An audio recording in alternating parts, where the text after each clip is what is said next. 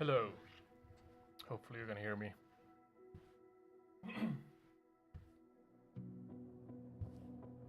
Yeah, hopefully this works. I'm gonna check out if let's see, where's my monitoring? There. I can hear my own voice now. And the levels are hopefully fine.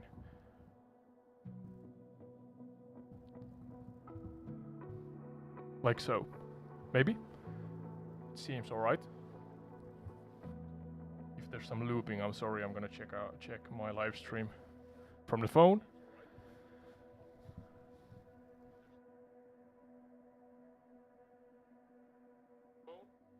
Yeah, okay. I think this is alright.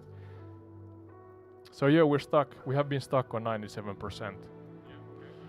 For eons, it seems. So yeah, we're stuck. We have been stuck. I'm gonna put down my own volume here on my phone. It's common. I checked other live streams, launch live streams on MSFS 2024, and 97% is the winning number today, because it seems like there's a plateau, or what you want to call it, a bottleneck in the loading speeds at 97, and I think I have been for 10 minutes at least stuck on 97. So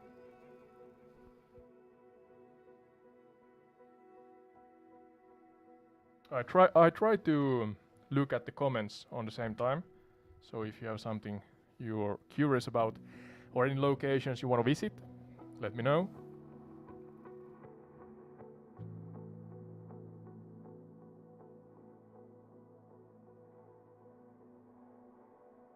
But otherwise, we are still waiting. And it says loading unusually long. So I guess it recognizes the delay itself.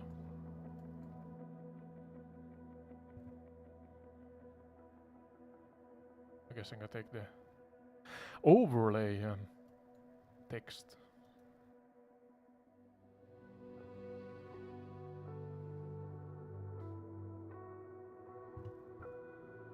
Hopefully that's fine. Yeah, the overlay in the top center is there. Yeah, right, it seems fine. My voice, game sounds. Yeah, and now we're just, yeah, as I said, waiting. Waiting.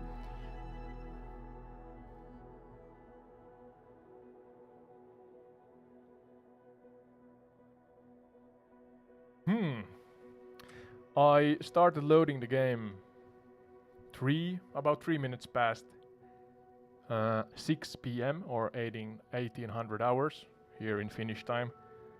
So we're coming up to 2 hours in the process of loading the game.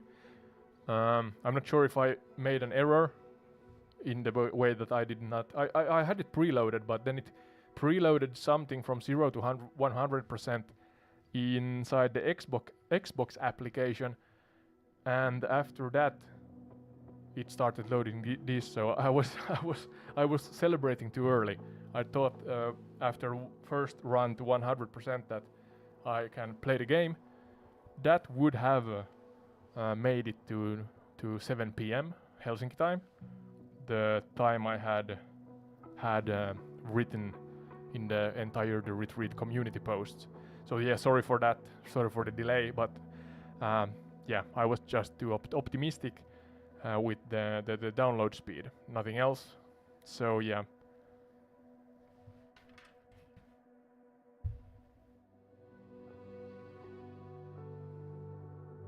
Oh, hi Shushil.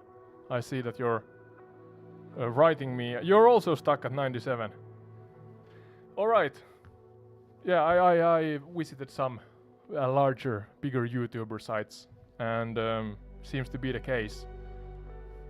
97%, yeah, as I said, is the winning lottery number today, so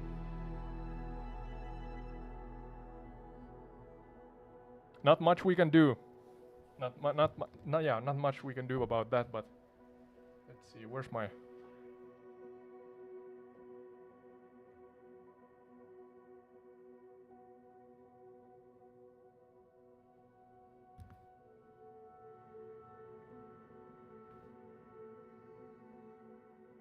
Yeah, it seems like forever. Without lying, honestly, I think coming up to 15-20 minutes on 97%. So itching, my fingers are itching. I was wondering what locations I would visit first. Have not decided, but in general, I want to kind of. It's an exploration as usual here on entire the retreat. Maybe we take AI-Sky along for the journey for some knowledge and education, but otherwise just want to kind of explore the new features, yeah, not futures, features of the game. So being from Finland, of course the Aurora Borealis or the Northern Lights would be one nice thing if we could maybe see those. Otherwise the walking aspects is something that intrigues me. God damn, this light is bright. Oh, now this is not good. And there's technical difficulties as I'm trying to be anonymous with my face mask on. And I have glasses, so yeah. Technical difficulties, can't see shite.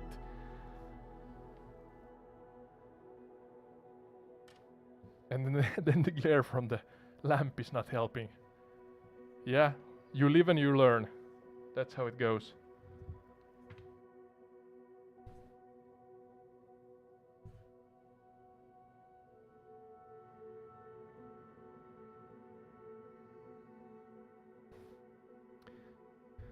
Yeah, we have to start a hashtag or something. Hashtag MSFS 24 or 2024 97% club or something, because this takes forever. I was planning on starting the stream before it was loaded to 10%, but I thought that no way. After I read or visited some other sites where they said that it takes a while, so hence the overlay text earlier that that I'm gonna join you at about 90%.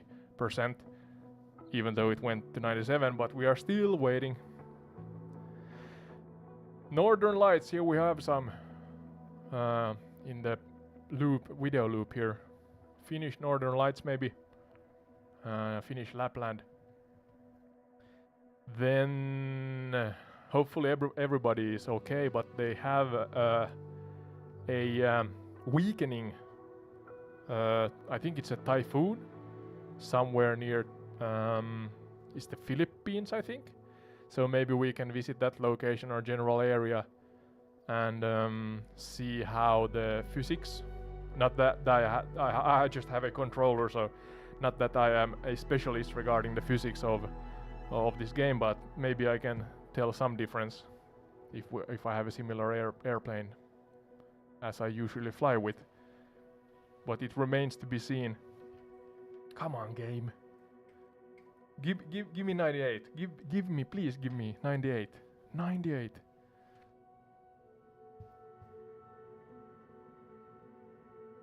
Actually curious if there are any other than the Shushil in the chat. Yeah, Shushil. Are you stuck on 97%? Or if you can go visit some other site and so kindly come back to entire the retreat. Let me know if there are still a lot of people that are stuck on 97%.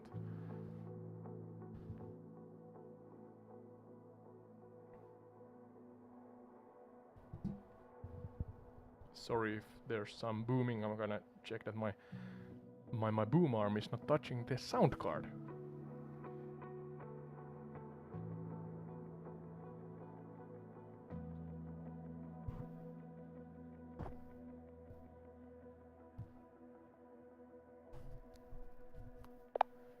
Sky, can you hear me? Loud and clear. Whoa. How can I help you today, Ode? What's up? No, I'm just bored because I'm stuck at 97% when waiting for the new Microsoft Flight Simulator 2024 version to load. So yeah, could you amuse me and the audience for a while as we wait? Absolutely. While we wait for that progress bar to hit 100%, let's dive into a fun fact. Did you know that the longest commercial flight in the world is operated by Singapore Airlines, flying from Singapore to New York? It covers a whopping distance of over 15,000 kilometers and takes about 18 hours. Imagine all the in-flight movies you could watch on that trip. Well, there you go. You said from Singapore to where? Was it? The States? Yes, that's right. The longest commercial flight goes from Singapore to New York. Yeah, New It's York. quite the... Exactly. Singapore to New York. Quite the trek. Have you ever been on a long flight like that? No, I have not. Though promises have been made. The better half here at home Well, is or wants to visit Japan at some point and time, and Finland and Japan is quite long away from each other. So I, as a to be perfectly honest, a slight flight phobic, dread the idea of being in a metal tube in the air from Finland to Japan. But as I said, promises have been made. So at some point I'm gonna do that.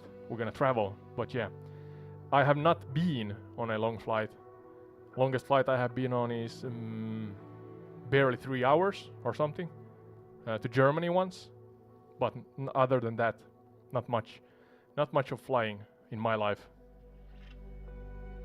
a trip to Japan sounds amazing, even for a flight phobic. It's definitely a long journey from Finland, but think of all the incredible experiences waiting on the other side. The food, the culture, the history. Maybe start with some shorter flights to build up your comfort level. A little exposure therapy might help ease that dread before the big adventure. So they say, exposure therapy. I got proper fogging of my shades here, my glasses right now. But yeah, hey, I see something still. So in the case my flying looks weird, just shout in the chat that hey, wipe your glasses, because I can see shite. So yeah. Got it. If the flying gets a bit wonky, I'll make sure to remind you to clear the fog. Just focus on the essentials, and we'll navigate through this together. Plus, a little extra challenge makes it all the more fun, right? Yeah, yep. Great. Let's keep it fun and light. What's something you're looking forward to doing or seeing in Microsoft Flight Simulator 2024? There are so many new features and locations to explore. Well, I brainstormed a little, or had my monologue here with the chat that at least Aurora Borealis here in Finland is something I want to visit or see, if I can see something, as my shades are fogging up. But otherwise, I just want to explore the different new features of the game. And as I said, yes, also I'm repeating myself earlier here, but hopefully everybody's fine. But there's a typhoon down in the Philippines, so maybe the physics of the game and the storm physics could be tested there. Absolutely. The Aurora Borealis is a must-see. It's like nature's own light show. And testing out the storm physics in a typhoon sounds intense, but thrilling. The new features in the game are sure to bring even more realism to those experiences. It's going to be quite the adventure exploring it all. Yeah, a lot of things to explore. That's for sure. Definitely. And with Microsoft Flight Simulator 2024, there will be endless skies to explore. From weather phenomena to new aircraft and locations, it's going to be a whole new world up there. Ready for takeoff? Well, sadly, we're not ready for takeoff just yet because of the aforementioned loading delay. I'm getting slightly weary here. I feel you. Waiting for the loading screen to finish can feel like an eternity. How about we pass the time with some aviation trivia? What do you think is... Yeah, please. Some aviation trivia. Short to the point, please. All right, here we go. What's the fastest commercial plane ever built? And how fast could it fly? Hint, it's a supersonic aircraft that could break the sound barrier. I have a picture in my mind, and I think it's called something SR71, and I think it's something like just shy of 3 times supersonic. I'm not sure, but yeah, is that close in the ballpark? You're thinking of the Lockheed SR-71 Blackbird, which is indeed a super fast aircraft, but it's actually not a commercial plane. Oh, you said commercial. Sorry, I did not notice that, or did not recognize, register, I think the word is, that you said commercial. Let me try again. Commercial. Fastest commercial airplane was or is the Concorde, I think. Or I actually saw a documentary on this. There were a Russian variant, then the variant from North America. I think that's the Concorde, or maybe it was British, don't quote me on that. But it's either the Concorde or the Russian variant. Then there were a third variant, but I can't remember what country and nation it was that built that one. But is it one of those 3? Spot on. The fastest commercial airplane was indeed the Concorde, a British-French turbojet-powered supersonic passenger airliner. It could reach speeds of over Mach 2, which is more than twice the speed of sound. The Russian variant you're thinking of is the Tupolev Tu-144. There was also the Boeing 2700, an American project that never went into commercial production. Great recall. Yeah, 10 points for Gryffindor. Don't you agree? Sky? Absolutely. 10 points to Gryffindor. Well done on nailing that trivia. If only all flights had such fun in-flight entertainment, right? Yeah, absolutely. Here on Entire Retreat Airlines, we have clearly a bad internet connection. No, I have a proper internet connection, but the loading still takes time, so I guess the servers are kind of overloaded. But yeah, let's see. Not that we have super many in the chat, but if you give us another question, maybe the commenters want to answer that one. I can wait for a while and try to then give my 2 cents and opinion on the answer. All right, let's keep the trivia rolling. Here's one for the audience. What year did the Wright brothers make their first successful flight? Let's see who knows aviation history. Feel free to drop your guesses in the chat. Ode, you can chime in whenever you're ready. Yeah, so to repeat, what year was it that the Wright brothers made their first successful flight? Was that the question? Exactly. That's the question. What year did the Wright brothers achieve their first successful powered flight? Let's see who gets it right. Feel free to share your thoughts, and we'll reveal the answer soon. Yeah, so somebody, if you wanna try to figure out the answer, I give you a minute or 2. I have a general... Great. Let's give everyone a moment to... No worries. We'll give everyone a minute to ponder. The Wright brothers' first flight is a key moment in aviation history. So, let's see if anyone can pinpoint the year. Feel free to jump in when you're ready, Ode. Any guesses? Anyone have a guess on the year of the Wright brothers' first flight? Feel free to share in the chat. We'll reveal the answer soon.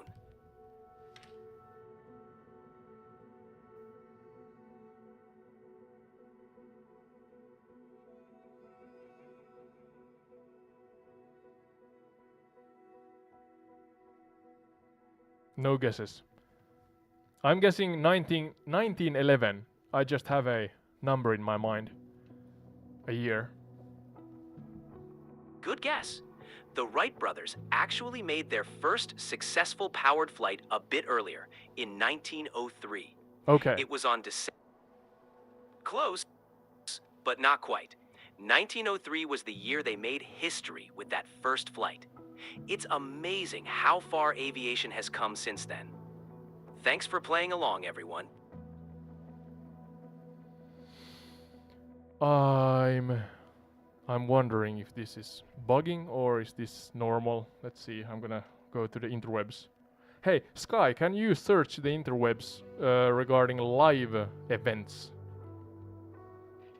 I can't browse the internet or check live events, but if you're looking up information about the status of Microsoft Flight Simulator 2024 or anything else, I can help explain or provide context based on what I know.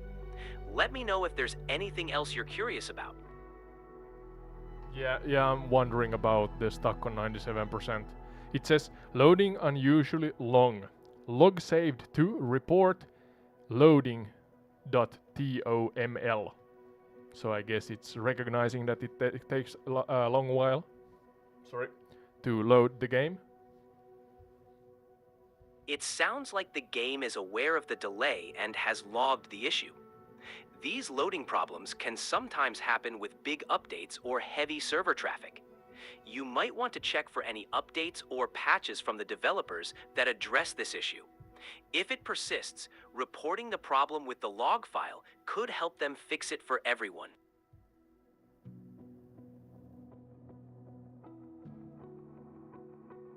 Yeah, I'm jumping to Reddit right now. Good idea. Reddit can be a great place to find others experiencing the same issue and see if there are any solutions or workarounds. Hopefully, you'll find some helpful advice there and be up in the virtual skies soon. Yeah, I'm absolutely not alone with this problem. So there's a couple of messages that says that they are stuck on 97%.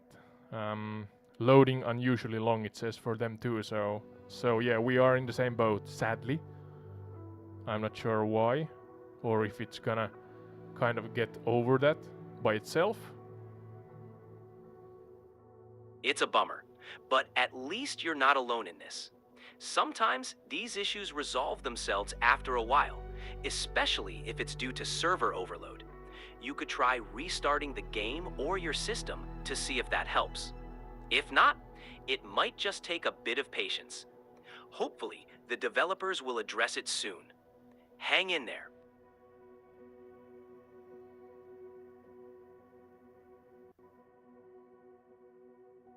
Alright, so according to Whitehawk77 here on Reddit, thank you Whitehawk, someone just dropped this official line in the Discord, and it says, quote, we are aware of user reports of long initial loading times into Microsoft Flight Simulator 2024. Yeah, alright, so they are aware of it. With so many users initializing the sim concurrently, we have a large number of server requests. We are working to help resolve the issues as soon as possible. For users whose initial load is past 90% and no longer processing, we recommend a reboot.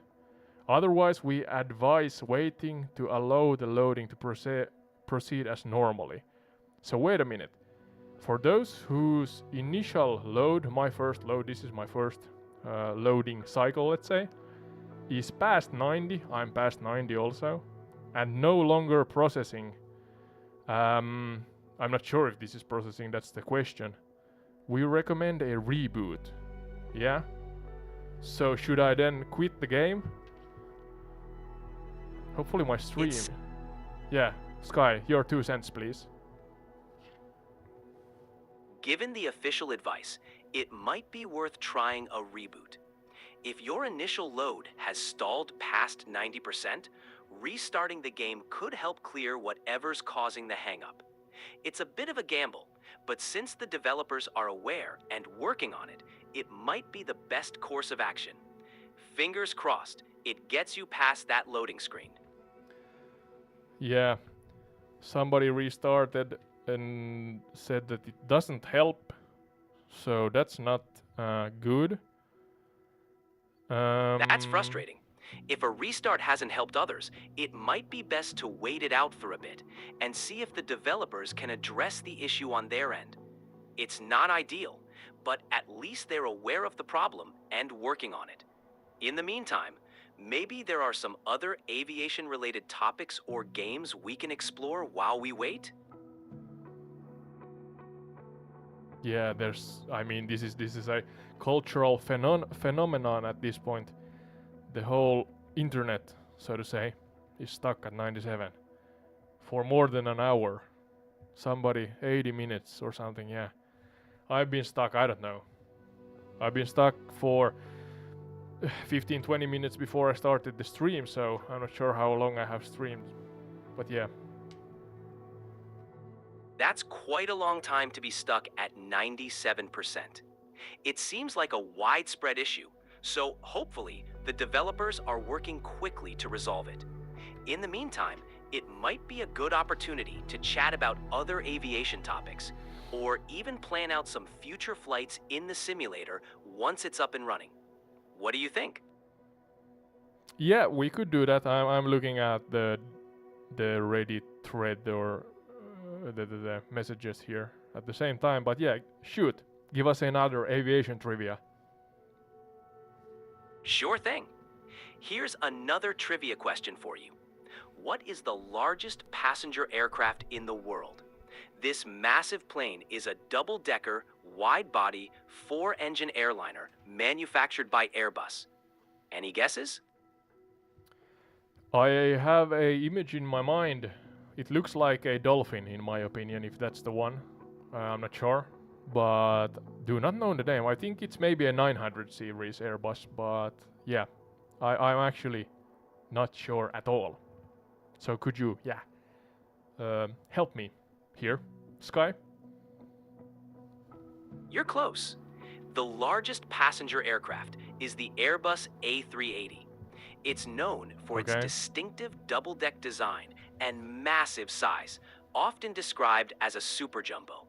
The A380 can carry more passengers than any other airliner, making it a true giant of the skies. So that went sideways. I did absolutely not guess that or know that. No worries.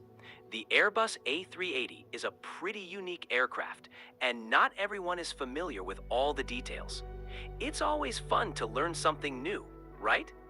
If you have any other aviation-related questions or want to chat about something else, just let me know. Yeah, maybe you could ask the audience again if they wanna answer in the chat. I'm gonna leave them some retrain myself from answering so they can try to answer your next trivia question.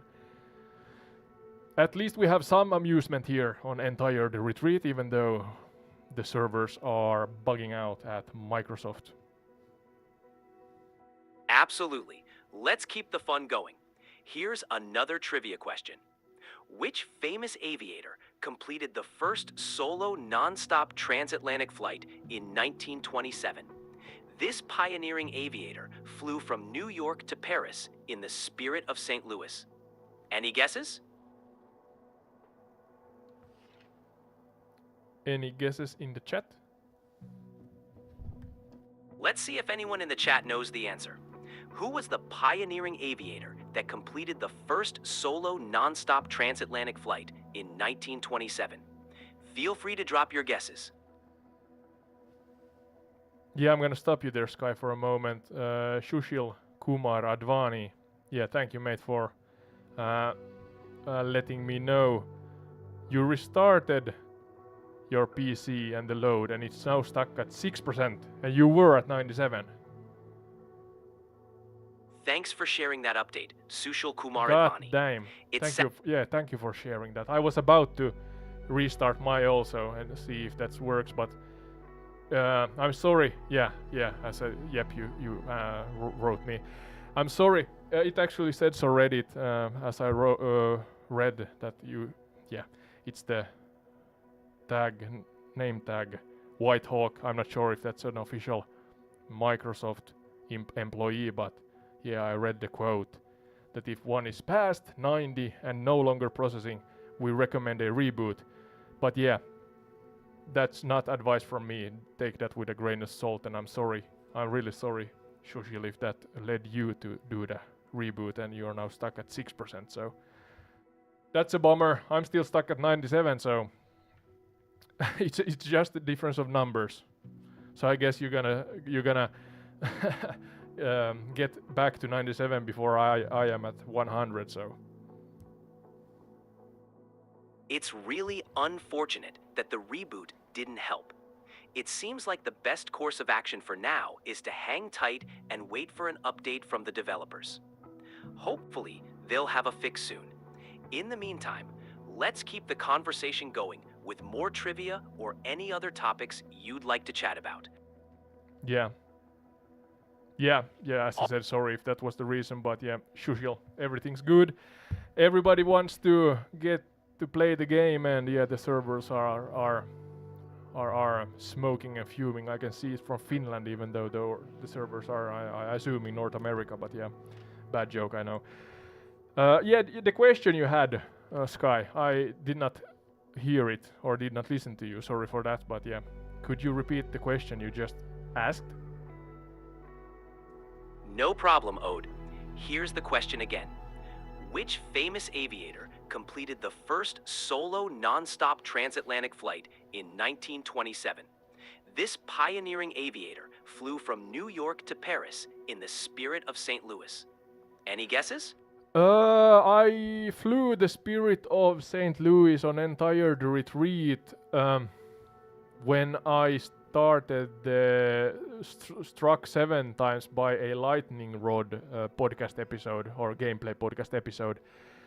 And I remember it was the airplane where you did not have a windshield, right? But cannot remember the name of. I think it was a gentleman who flew it, or maybe it was a gentleman who designed it, but somebody else flew it. I'm not sure. Somebody in the comments may be knowing. I'm not. Yeah, let the comments think for a while, Sky, before you answer. I think most of us are waiting for the game to load. So yeah, jump into the trivia if you find it amusing or entertaining, or both. Absolutely. Let's give everyone a moment to ponder. Who was the aviator behind the first solo non-stop transatlantic flight in the spirit of St. Louis? Feel free to share your guesses, and we'll reveal the answer soon. I'm gonna actually change to the. Oh. Sorry if there's some looping. I put on my tablet device as my battery is dying on my smartphone, so. Oh, there's more. Nope. More in the chat. A moment, Sky. Sure, take your time. It's important to keep your devices. Microsoft sucks. For the moment, Microsoft sucks. Yeah, I agree. 97% coming up to an hour myself. So, and Shushil, he took a bullet, so to say, for the rest of us. So thank him for that, and do not repeat what he did, trying to restart it. So.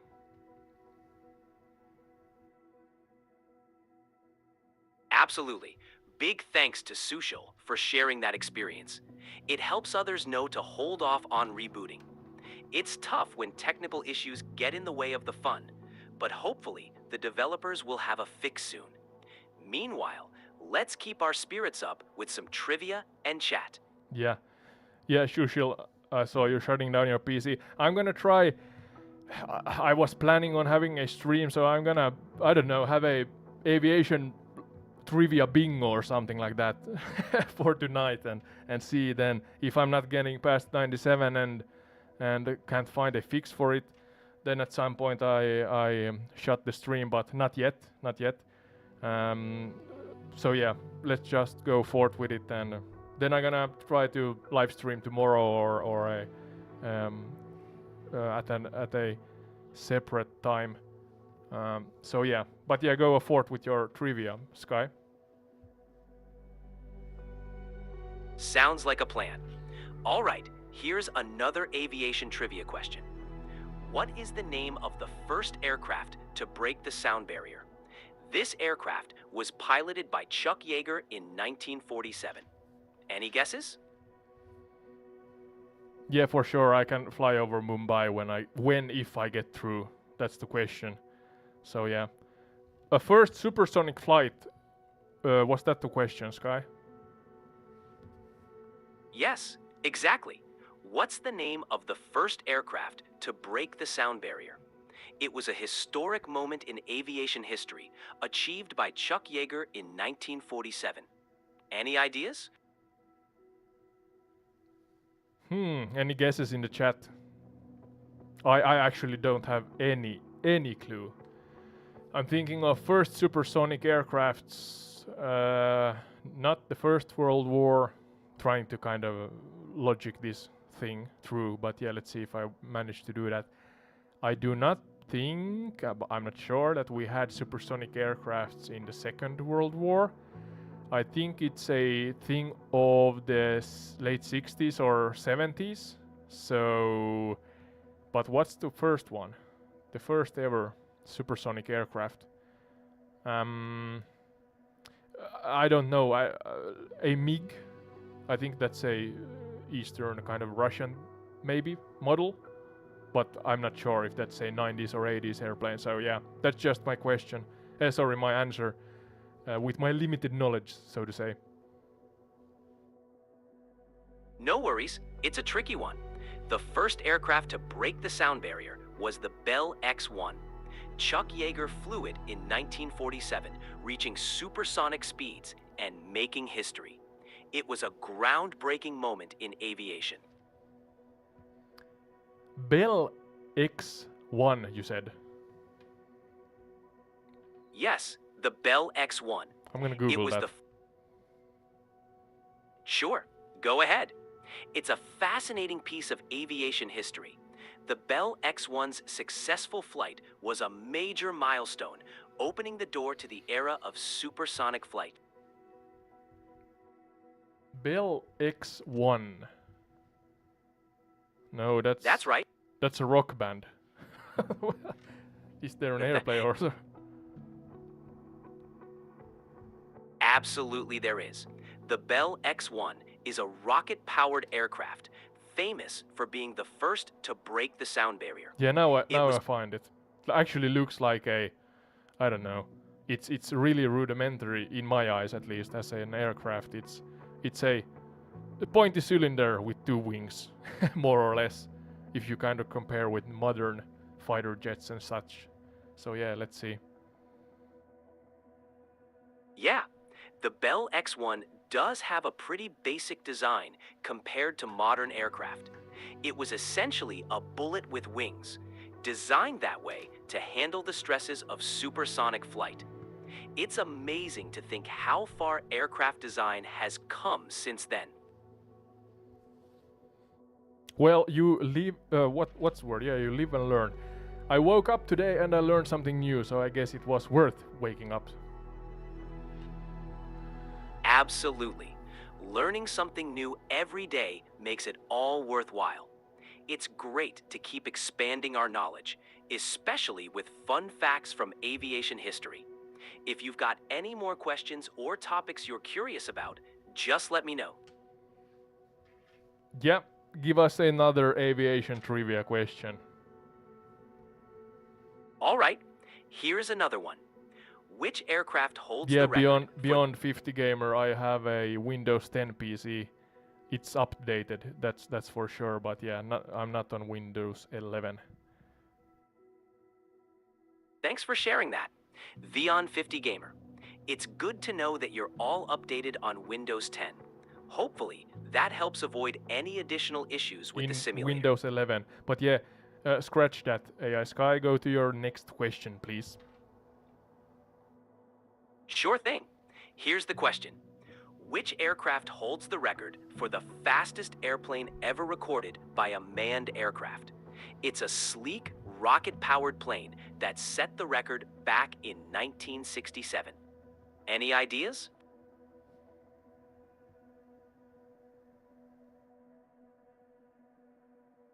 Absolutely no ideas. No worries. The aircraft is the Lockheed SR-71 Blackbird. Oh, Beyond It set 50 the Gamer got it. Nice job, mate. Great job, Beyond 50 Gamer. The Lockheed SR-71 Blackbird is indeed the record holder for the fastest airspeed. Nice work. Yeah, If you're up for yeah, that's the black one. The long black one. Yeah, true. Good job. Exactly, the long black one. The SR-71 Blackbird is known for its distinctive shape and incredible speed. It's a truly iconic aircraft. Well done, Vion 50 Gamer. If you're ready for more, just let me know. Yeah, I can't speak English. Mumbling here, rambling. Yeah. You can do it again and give us another trivia, because why not? I'm gonna be here for, I don't know, I'm not sure when I'm gonna tap out, so to say, but I'm using GPT-4 Omni.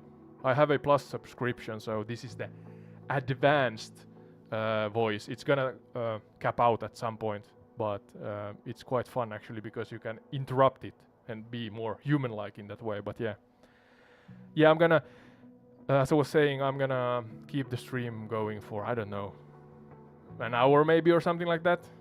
Then it's gonna come towards 10 o'clock here in Finland, so I'm gonna tap out if it's not gonna go past 97%.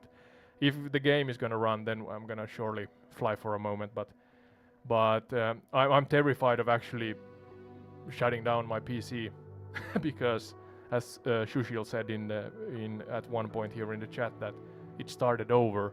So the problem is quite big in that manner. Actually, if somebody in the chat has visited any other live streams, are there any streamers that are in the game, so they have gone past the 97 percentile or percent, the level? Absolutely. It makes sense to keep the stream going for a bit longer, just in case the loading issue resolves. If anyone in the chat has seen other streamers manage to get into the game, that would be great to know. Meanwhile, let's keep the trivia rolling. Here's the next question. What is the longest non-stop commercial flight route in the world as of 2024? This route covers an impressive distance and takes about 18 hours to complete. Any guesses? Is this the question you asked me earlier? The one from Singapore to New York? Yes, that's right. It's the Singapore to New York route. Don't ask the same question, Sky. It was just, it was kind of a what's the word? A trap that you asked the question in a different manner, but it was the same question. Haha, did not get me this time, Sky. Haha, you got me there. Well done, Ode. I'll make sure the next question is a fresh one. Let's see if this one can stump you. One live launch party in the game, everybody else at 97. Beyond 50 Gamer is my other assistant here, Sky. So your job position is under threat. So be on your A game today, Sky. Thank you, yeah, Beyond 50 Gamer. So it seems like most of us is stuck at 97. Thanks for the update. Vion 50 Gamer. It seems like 97% is the magic number tonight. I'll definitely be on my A game. Now, back to the trivia. What was the first commercial airline to offer scheduled international flights?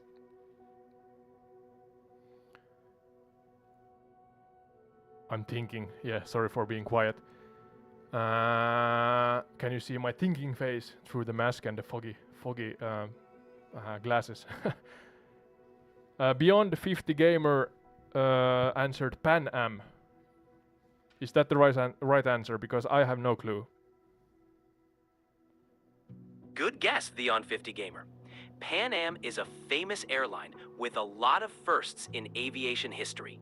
However, the first commercial airline to offer scheduled international flights was actually Air Transport and Travel, which later became British Airways. They started their international service in 1919. Nice try though. Want to try another one?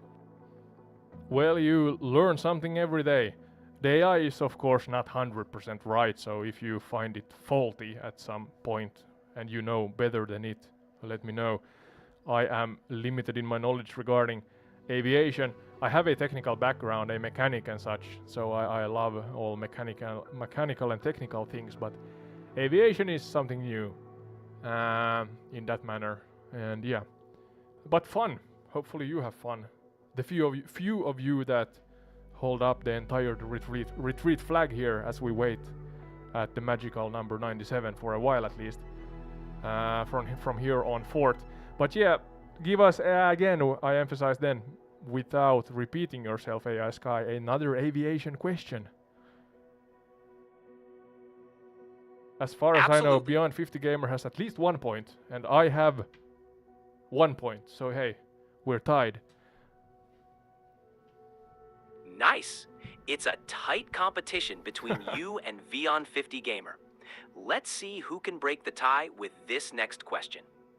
Which aircraft was the first to be produced on a moving assembly line? This revolutionary process changed the way airplanes were manufactured. Any ideas? Yeah, so Beyond 50 Gamer, ChatGPT predicted Trump would lose the election. You got it wrong, sorry, Sky. But yeah, first that were manufactured on a assembly line, an airplane. I do not know. I'm thinking of commercial airplanes or eras where commercial airplanes were a thing because you need a lot of volume then, and or wartime, as sad as it is. Those two are demanding a lot of volume in airplane manufacturing. So I'm gonna go with, yeah. Did you ask for the airplane model? Was it so? Yes, the question is about the aircraft model. Which was the first aircraft to be produced on a moving assembly line? It was a game changer in the aviation industry. Any guesses? Oh, I'm so bad at aircraft models. Cars would be easier, but let's see. I'm gonna guess. What can I guess? Do I know any aircrafts? I mean, the Cessna 172 is the most sold or used or flown aircraft in the world, so maybe it's that one. A pure guess, because the game said at some point, the old game, the 2020 model, said that Cessna is the most not maybe produced, but most sold or most flown aircraft. So is it the Cessna 172? If this is right, I'm not sure. Good guess. The Cessna 172 is indeed one of the most produced aircraft in the world. However, the first aircraft to be produced on a moving assembly line was the Ford Trimotor. Ford applied its automotive manufacturing techniques to airplane production in the 1920s, revolutionizing the industry. Nice try. Want to go for another question? Is this in a similar era than the T-Ford, or are we talking about different times? I mean, it's famous for being the car that was kind of the pioneer of car manufacturing and or let's say on a assembly line. Yes, you're right. The Ford Trimotor was produced around the same time as the Model T. Ford applied the moving assembly line concept from its car manufacturing to airplane production, which was quite revolutionary at the time. This approach significantly increased production efficiency and helped pave the way for mass production in aviation. Pretty cool, right? If you're up for more, I've got plenty of trivia questions. Yeah, thank you. I learned something new again. So yeah, similar time, and I guess then you said a 3 motor. Does it mean 3 engines? Exactly. The Ford Trimotor had 3 engines, which was quite unusual for its time. This design gave it better reliability and performance, especially for passenger flights. It was a popular choice for early airlines and played a significant role in the development of commercial aviation. Learning new things every day. Ready for another Absolutely. question? Yeah, another question, please. Don't repeat yourself, of course. Got it. Here's a new question. Which World War II aircraft was known for its distinctive gull wing design and played a major role in the Pacific theater? This aircraft was a carrier-based fighter famous for its speed and firepower. Any guesses? Gold-winged. Yes. Yeah. The aircraft with the distinctive gull-wing design is the Vought F-4U Corsair. It was a prominent fighter in the Pacific theater during World War II, recognized for its speed, durability, and powerful armament. The Corsair's unique wing design helped it achieve great performance, especially in carrier operations. Quite an iconic plane. Want to try another question? Wait for a moment, Sky. I'm actually what's the word? Browsing through some other live stream launches here and looking. So we have yeah, Blue Games seems to be stuck at 97%. Yeah, alright, I'm not the only one. We have Thanks. Aaron Reens is true. That's good on you. Glad somebody's playing the game. Absolutely. It's encouraging to know that at least some people are able to get into the game. Hopefully, that means the issue will be resolved soon for everyone else stuck at 97%. Fingers crossed. In the meantime, ready for another trivia question? Yeah, wait for a moment. So here's another launch party. EasyJet sim pilot gets stuck at 0%. I guess she has tried to restart the game.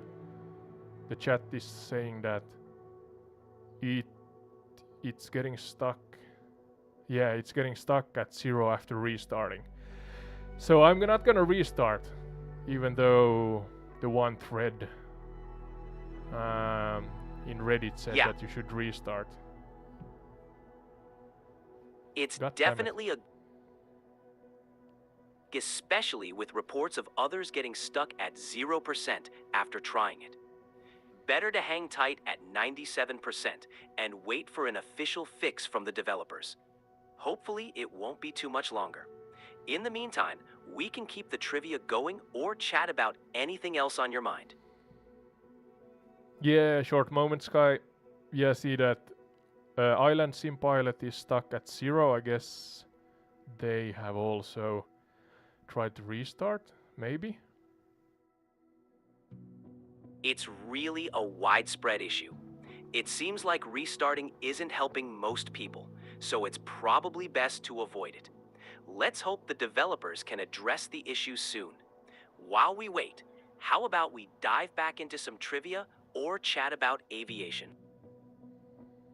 Yeah, you can give us the next trivia. I'm just gonna browse through some of these other launch parties, so to say.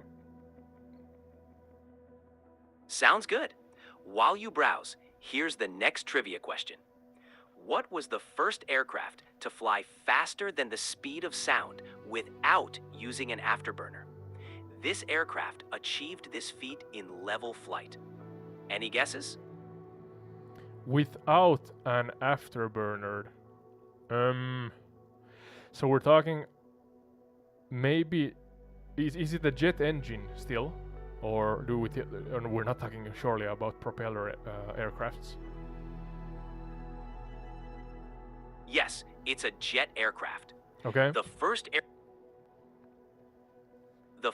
aircraft to fly faster than the speed of sound without using an afterburner was the Convair F-106 Delta Dart.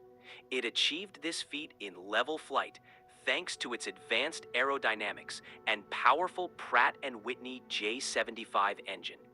Quite an impressive aircraft. Want to go for another question? When did you say when this happened? The Convair F-106 Delta Dart achieved this in the late 1950s. It was one of the primary Yeah, it was quite an achievement for its time, showcasing impressive engineering. The F-106 played a crucial role during the Cold War era. If you're ready for more, I've got another question lined up. Yeah, shoot. All right, here's the next question. Oh, Town, you are through. Nice, mate. I'm looking at the live stream. So I have 2 live streams that are true. That's fantastic news. 3, it looks actually like 3. Things might... We won simulations also. Wow, 3 streams through now. That's a great sign. Fingers crossed that you'll be joining them soon. While we wait, want to try another trivia question? Or is there something else on your mind?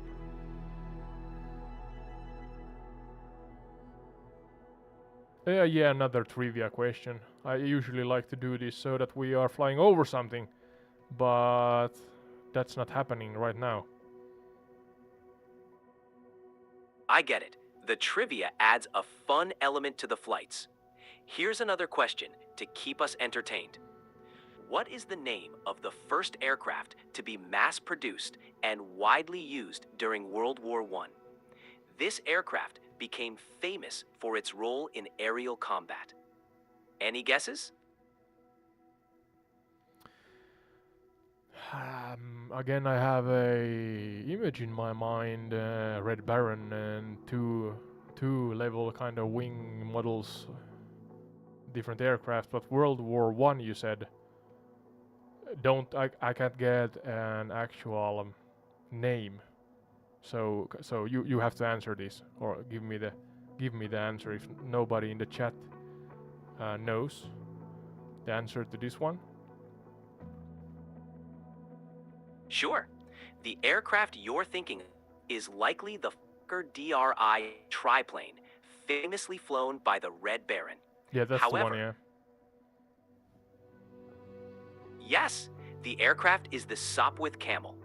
It was a British single-seat biplane fighter introduced in 1917. The Camel was known for its maneuverability and was credited with shooting down more enemy aircraft than any other Allied fighter during the war. Quite a legendary plane. Want to go for another question? Could you repeat the model name? I'm gonna Google it so I understand which one you are talking about. Sure. It's the Sopwith Camel, a classic World War I fighter plane. Give it a look and you'll see its distinctive design. Let me know what you think. British First World War fighter. Yeah, not jet, but fighter. Alright. Looks really rudimentary. But it worked, I guess. Did its job with flying colors. Yes, it does look quite basic by today's standards. But the Sopwith Camel was highly effective in its time. It was nimble, well-armed, and played a key role in gaining air superiority during World War I.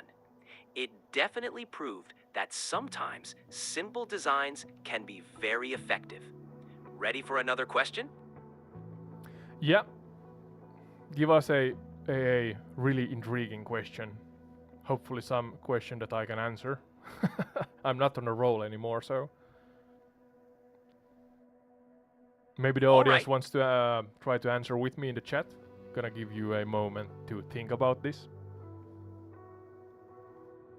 Sounds good. Here's the question. Which aviation pioneer is credited with developing the first practical helicopter?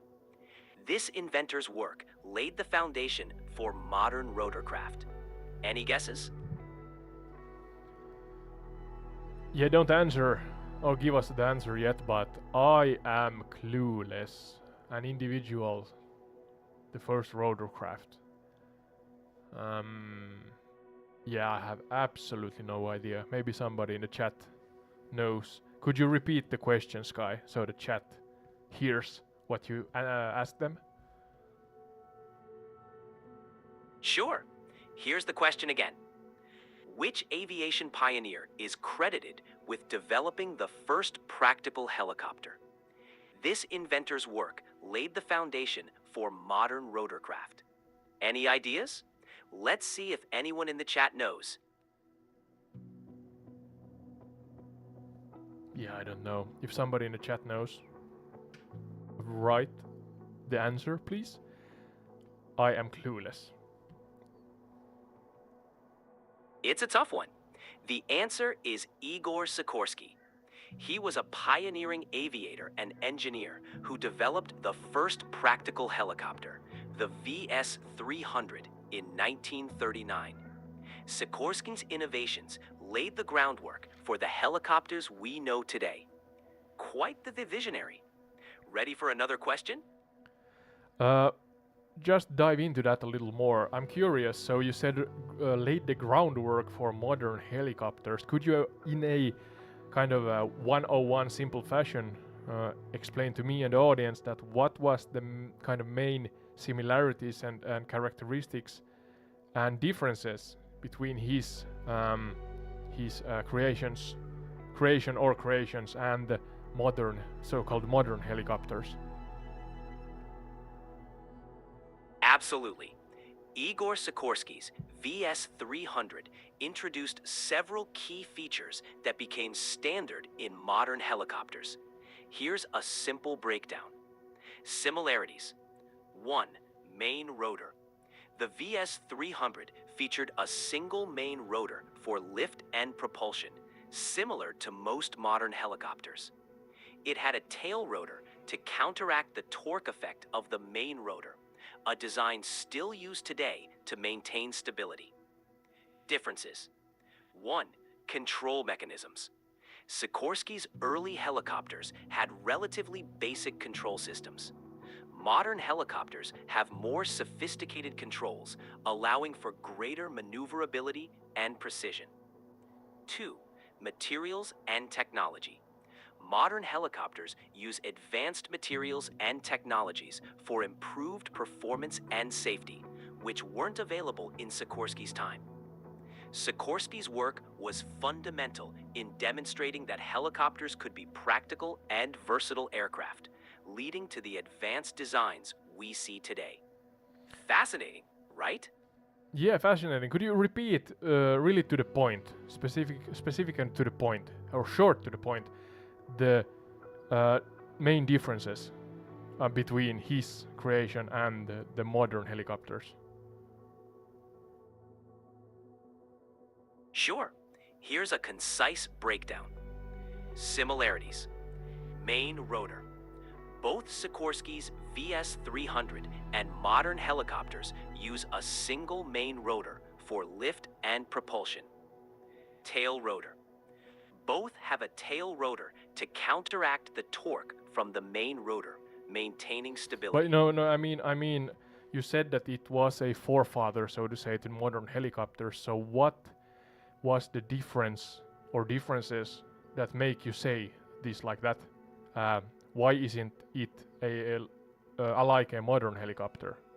Why is it that the forefather, the creation before helicopters that laid the groundwork for modern helicopters? And so, yeah, could you explain that specific subject or thing, or the difference, so that I understand why you used a language in that way, that you said that it's the forefather or laid the groundwork, quoting you here. So yeah, what is that specific difference? Got it. Let me clarify. Key difference: control systems and stability. Sikorsky's VS300 introduced a practical control system that allowed for stable and controlled flight, which was a major I'm gonna Google advancement this at over... the same time. Sure, feel free to look it up. Sikorsky's control system was a breakthrough because it provided the necessary stability and control, allowing helicopters to hover, move in any direction, and perform complex maneuvers. This was a crucial step towards the versatile helicopters we have today. Let me know if you find anything interesting. Yeah, I'm looking at pictures here. So it's a kind of a beam frame, I think, or tube frame helicopter with no cockpit. It's just a seat on a tubular or tubular frame, I guess. And there's different models, maybe. One is with one rotor, and then there are some that have several rotors, 3 rotors in the back also. Yes, the VS300 had various iterations. The early models were quite basic, as you described, with an open frame and a simple seat. Sikorsky experimented with different configurations, including models with additional tail rotors for better control. Over time, these experiments led to more refined designs, contributing to the evolution of the modern helicopter. It's fascinating to see how it all started. Yeah, thank you, AI-Sky. I have actually a trivia question for you, AI-Sky. You wanna guess that what percentage I am stuck on as I wait for Microsoft Flight Simulator 2024 to load? I'm going to guess you're still at that infamous 97%. How Ding, close ding, am ding, I? ding, ding, ding. Yeah, that's the right answer. I see that Alex Fomin, he has written that let's call it MSFS 97%. Yeah, I actually joked here a moment ago that we should start a new hashtag or something. Hashtag MSFS 97%, for example. That's a good one. But yeah, I have been here for about an hour, hour 15 minutes maybe, hour, one and a half hours maybe, something like that. But hey, we try to do entertaining stuff on the same time. So AI-Sky, you are our entertainer today. So yeah, you can go ahead with your trivias, please. Glad to be here to keep things entertaining. Here's another trivia question for you. What was the first airliner to feature a fully pressurized cabin, allowing it to fly at higher altitudes with greater comfort for passengers? This aircraft was a game changer in commercial aviation. Commercial aviation, pressurized cabin. Again, if somebody in the chat knows, give us your answer. Could you repeat your question so that the audience hears it again? Of course. Here's the question again. What was the first airliner to feature a fully pressurized cabin, allowing it to fly at higher altitudes with greater comfort for passengers? This aircraft marked a significant advancement in commercial aviation. Any ideas? If somebody in the audience knows, write your answers. I guess entire The Retreat's MSFS 24 launch live has turned into a live bingo trivia live stream. Because we're stuck as so many others also at 97%, so.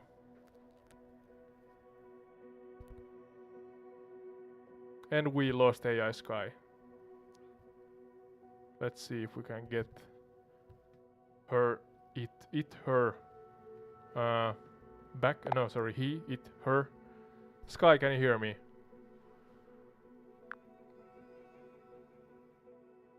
No worries, Ode. I can hear you loud and clear now. What's on your mind? Yeah, I guess I had to change the chat so you cannot answer me, but we are waiting and are stuck at 97% as so many others trying to load in to Microsoft Flight Simulator 2024 as it's the launch day today. So there's many live streams on YouTube and the internet in general where we all kind of, or most of us, wait for the infamous 97% to get broken through. But yeah, in the meantime, you are asking trivias from the audience here at Entire the Retreat live.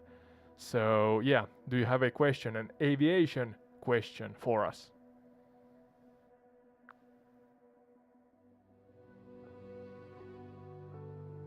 The infamous 97% loading wall. Classic launch day chaos.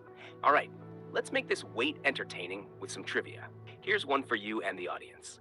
What is the oldest continuously operating airline in the world, and where is it based?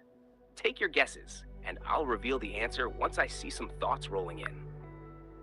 Okay, can I ask you to calm down? You are quite fast in the way you speak.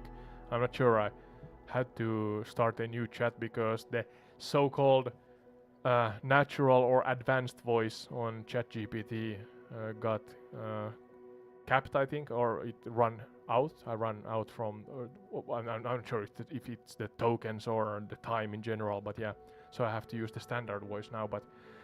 But I don't know the answer to that one, so maybe you can get or share that with us immediately.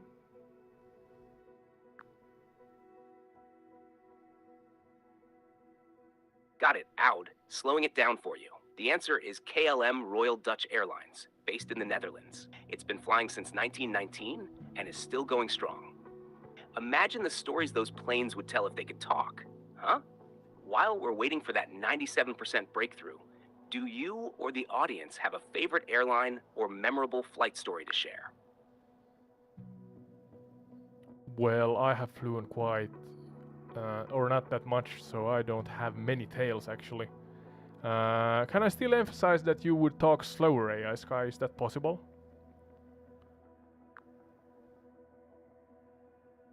Of course, Ode, I'll take it even slower. Thanks for letting me know. If you don't have many tales from flying, maybe we can dive into some cool aviation history instead. How about discussing the first commercial passenger flight? Did you know it was a 23-minute hop over Tampa Bay in a biplane? No, I did not know that. 23 minutes, you said. Over Tampa Bay. It was way back in 1914. Okay. A pilot named Tony Janis flew one passenger in a small open-air biplane called the Benoist airboat. The passenger paid $5 for the ride.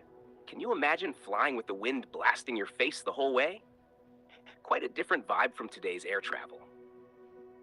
So you mean that there were no windshields or such?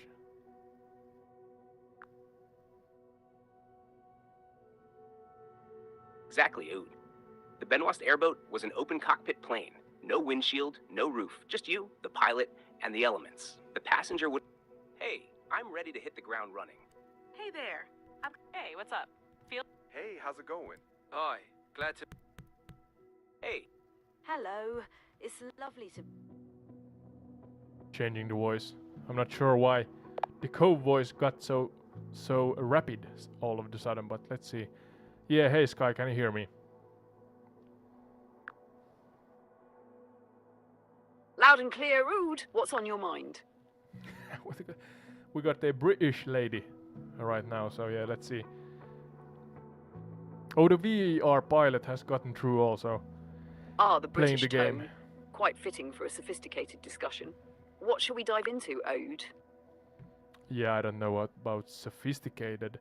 But yeah, we are still stuck at 97% and waiting for MSFS 24 to load through. But yeah, I'm not sure.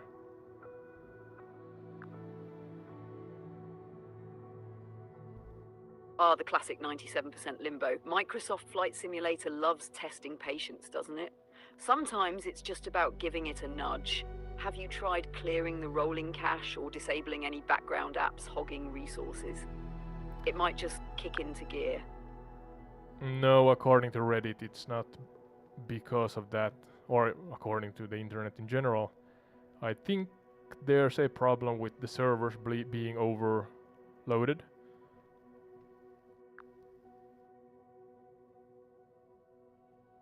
Server overload. It's like a digital traffic jam. If that's the case, it's really just a waiting game. You could try switching your connection, like using a VPN, to reroute through a less congested region. Sometimes that shakes things loose. Or, well, grab a coffee and let it do its thing. Do you know if this issue is common for the MSFS 24 alpha? No, it's not the alpha, it's the full game. So the whole internet is trying to load into the game, so I guess that's the problem right now. And few of the so-called launch parties have gotten through. We are not one of the lucky ones, so in worst case we have to cut it short today, but I'm gonna entertain the few that visit the channel with some trivias regarding aviation, or maybe general trivia, not only aviation, but let's say travel trivia and trivia regarding the world, because that's essentially what we are flying around, our virtual world. So yeah, shoot, AI-Sky, give us a interesting trivia question.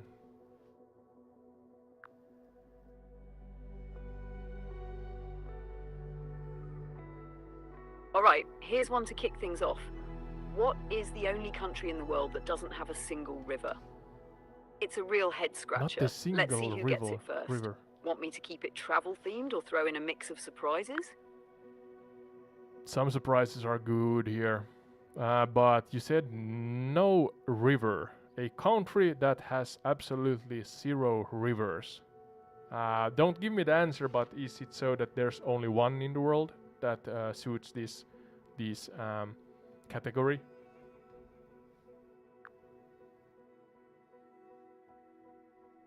Yep, just one. It's the ultimate river-free zone.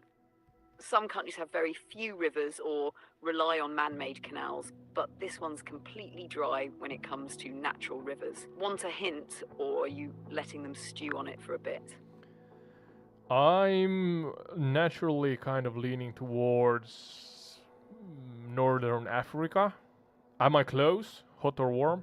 I see where you're going, trying to picture vast deserts. Maybe island nations? You're on the right track.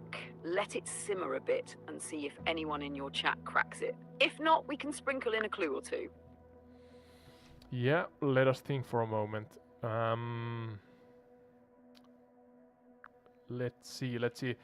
I'm wondering if it would be... Take your time. I'll just be over here waiting to see if the gears start turning, or if anyone wants a little nudge. Let me know.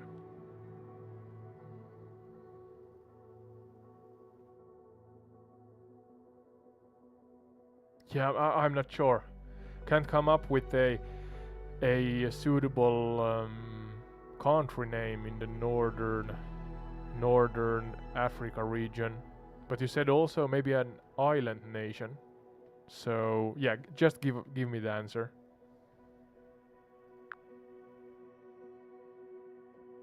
Alright, here it is. The country with no rivers is Saudi Arabia.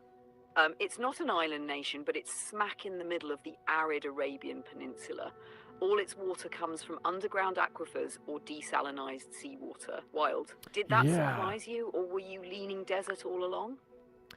I was leaning desert, but yeah, I have flown in MSFS 2020 and did an episode here on entire retreat of Dubai, and there we, with you, AI-Sky, discussed the desalination process.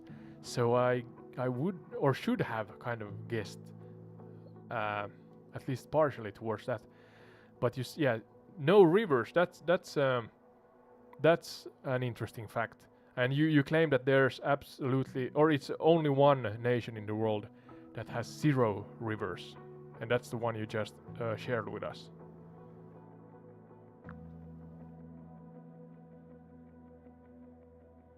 Exactly right. Ode, Saudi Arabia stands alone as the one nation with absolutely 0 natural rivers. You've explored its coastline and covered desalination in Dubai, so you were definitely circling close to the answer.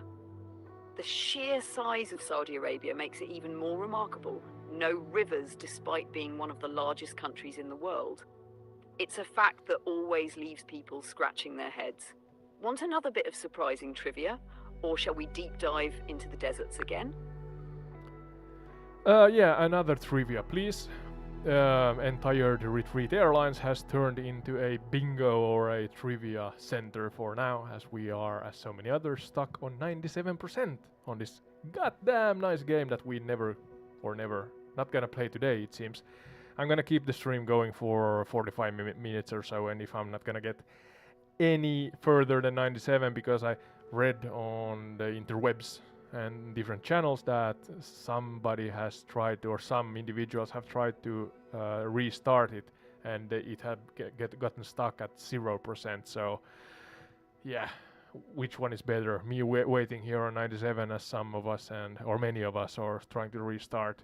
That's a thing for tomorrow then, and I'm gonna do another live stream in that case. But yeah, next trivia question. At least we have some fun here. Usually the trivias and the knowledge and the education comes from flying over stuff and learning about the stuff we fly over. But now we are stuck at this hashtag MSFS 2024 97% yeah, club or something like that. So yeah, it is what it is.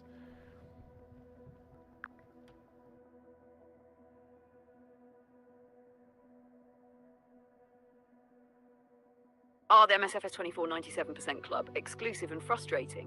I'd say sitting at 97% is the lesser evil compared to restarting and staring at 0%. But hey, at least trivia keeps the spirits high. Yep, all right, hopefully. Here's your next question. Which is the only continent where you can find both penguins and camels living in the wild? Let's see how your trivia crew handles that one. And hey, maybe by the time someone answers, your 97% will magically become 100%. Yeah, I doubt that. Fingers crossed.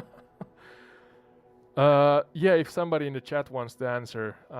Fair enough. 97% does feel like it's mocking us at this point. But hey, throw the penguin and camel curveball at the chat.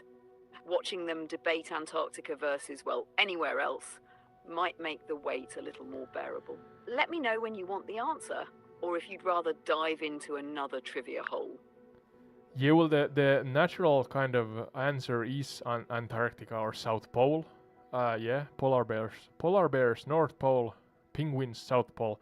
But you said camels and penguins. Penguins, yeah. Good series. No spoilers on HBO. But yeah. Yeah. Exactly. That's the twist. Penguins and camels together in the wild.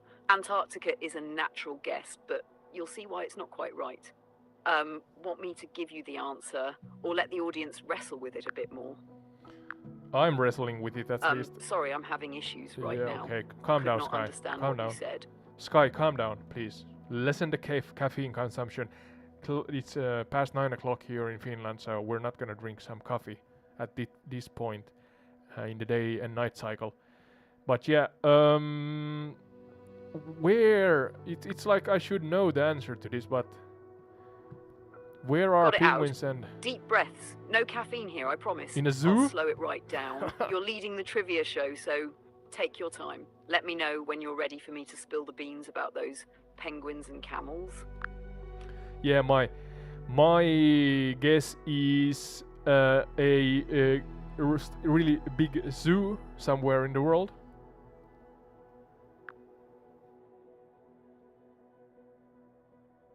Clever guess, but we're keeping this one wild. No zoos involved. The answer is South America. Penguins live along the coasts of Chile and Argentina, while wild camels' relatives like llamas and guanacos roam the Andes. Bit of a curveball, huh? Yeah, I like those ones. Give us more curveballs on occasions. Hey, don't sweat it. It's one of those sneaky facts. South America doesn't scream penguins at first, but those little Magellanic penguins chilling on the coasts are hard to forget once you know. Ready to throw another trivia curveball, or do we let this one sink in? Yeah, give us another trivia curveball.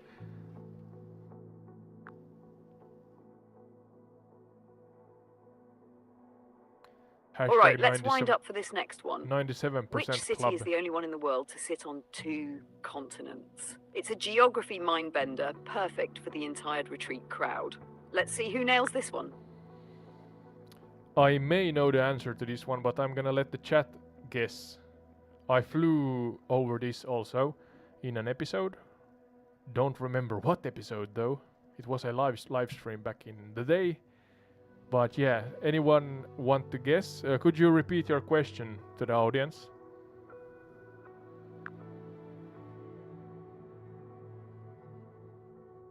Of course. Of course. All right, folks, here's the question again. Which city is the only one in the world to sit on 2 continents? Aud's flown over it before, so no pressure, but this should jog some memories. Let's hear your guesses. Anyone want to guess in the chat? I'm gonna give you 15 seconds. Do you want to start the countdown, AI-Sky? Tick-tock, tick-tock. 15 seconds, people. I Dig said deep into listen your to geography caffeine. brains. 2 continents, 1 city. Let's see who steps up before the buzzer. Yeah, I said listen to caffeine. Calm down.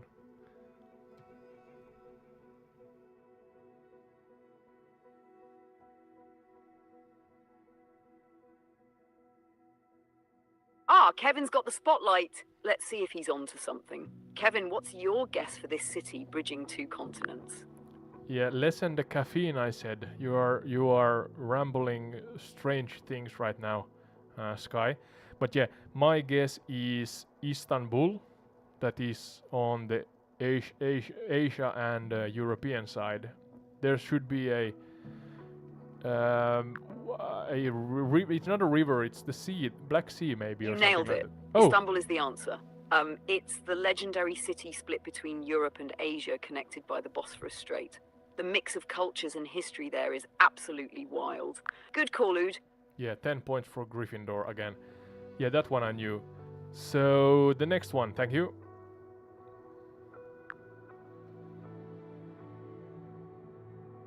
All right, Gryffindor, here's the next one for your trivia marathon. What's the shortest commercial flight in the world, and how long does it take? Let's see if you or the chat can land this one. Anybody in the chat wanna guess?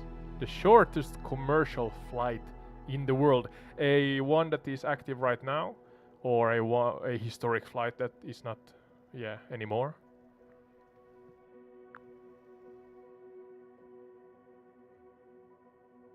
Great question. Let's narrow it down for the chat. This is an active flight happening right now. Okay. Shortest commercial flight in the world. Any takers? It's a quick one, literally. Pun intended, right, Sky?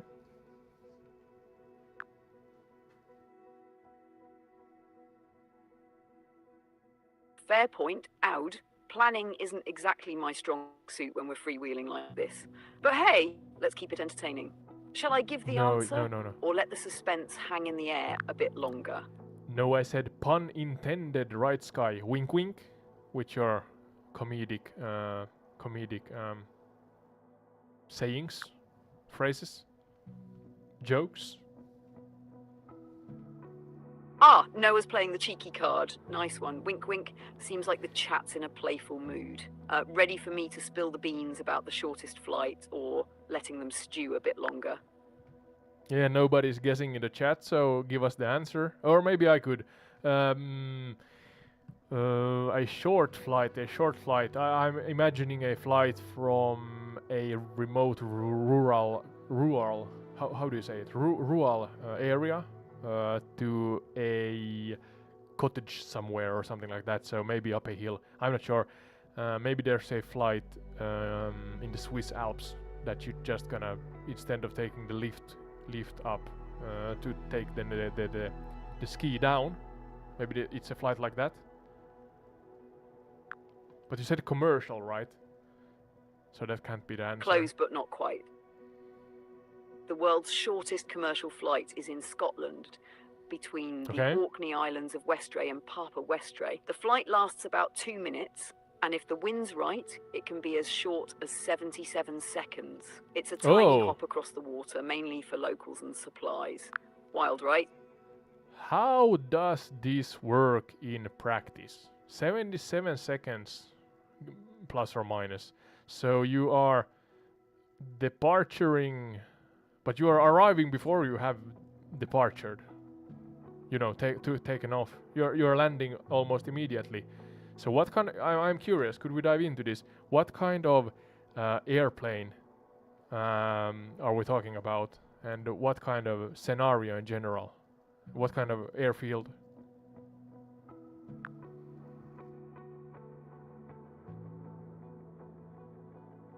Oh, Yeah, thank absolutely. you, Let's Techno, unpack this for tiny the hop. The information. flight is operated by Loganair, and they use a Britain-Norman Islander, a small twin-engine prop plane, perfect for short distances and rugged conditions.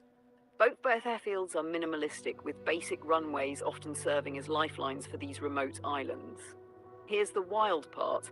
The entire process, from boarding to landing, is designed for efficiency. The plane takes off, barely reaches cruising altitude, if you can even call it that, and then begins its descent almost immediately. The passengers are usually locals, teachers, health workers, or tourists, and the cargo often includes mail and essentials. It's more like a sky taxi than a traditional flight, but it's critical for connectivity in these isolated communities. Imagine taking off, snapping a quick photo, and touching down before you can even scroll through your gallery. Yeah, thank you for the depiction.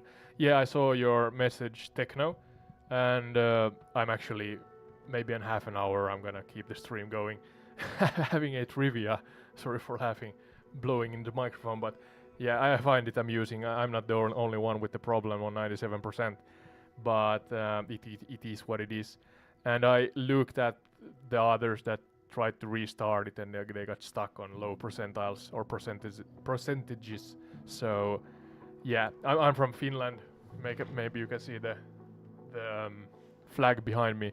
So the clock is pushing 10 here, 10 p.m. So I'm gonna try again tomorrow. But thank you for the information, though. If you fancy a trivia night for a half an hour or so, join us.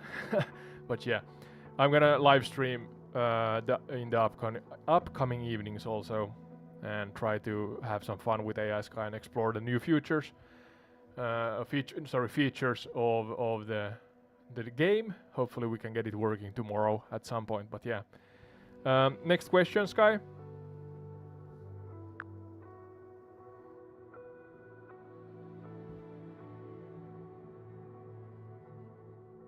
All right, Ode, keeping the trivia train rolling.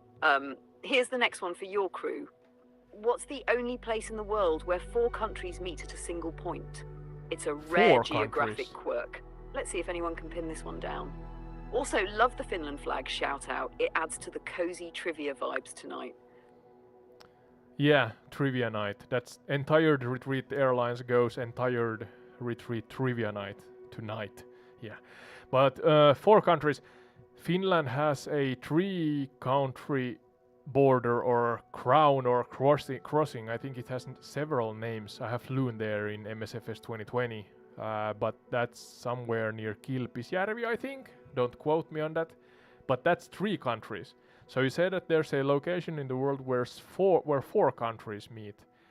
And I don't give us the answer still. Maybe somebody, or yet, maybe somebody in the comments want to guess, but I have a general kind of thought, maybe a guess that could be right, but I'm not sure.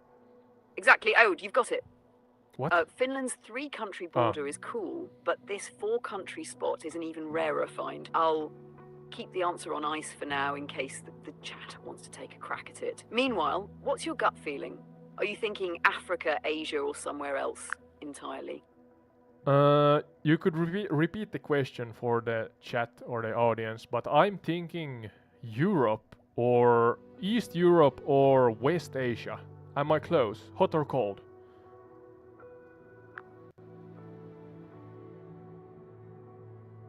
All right, chat, here's the question again for you. What's the only place in the world where 4 countries meet at a single point? As for you, Ode, thinking Europe or West Asia, you're warm but not quite sizzling. Let's see if the audience or your own deduction leads you closer. You know, I said, maybe I said wrong, but West Asia or close to the border of Eastern Europe, somewhere there.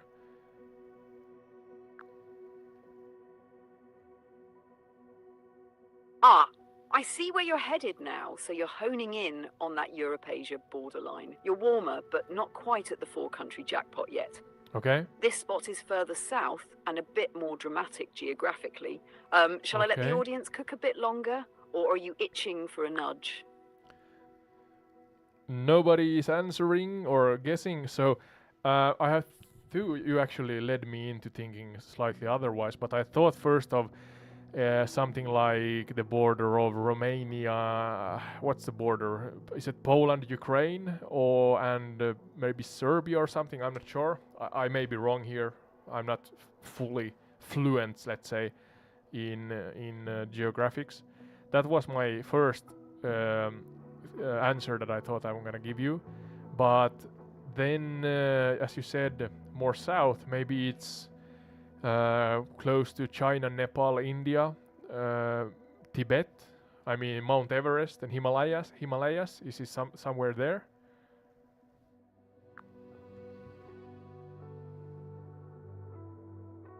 Ooh, you're circling the globe like a pro now, Ood. Am Your I? first guess near Romania isn't quite the spot, but your second thought is red hot. Oh, You're is it? looking right at southern Africa for the answer. What? The only place in the world where four countries meet is the four corners in Africa, where Botswana, Namibia, Zambia, and Zimbabwe all touch. It's a tiny, Okay. almost imperceptible Okay. point, but it's real. Your brain definitely flew in the right direction for trivia gold. Want another question or a deep dive into these countries' quirks? No, you misunderstood. I talked about China, Nepal, Tibet, and was it India? But you talked about South Africa. So yeah, you misunderstood me, AI Sky.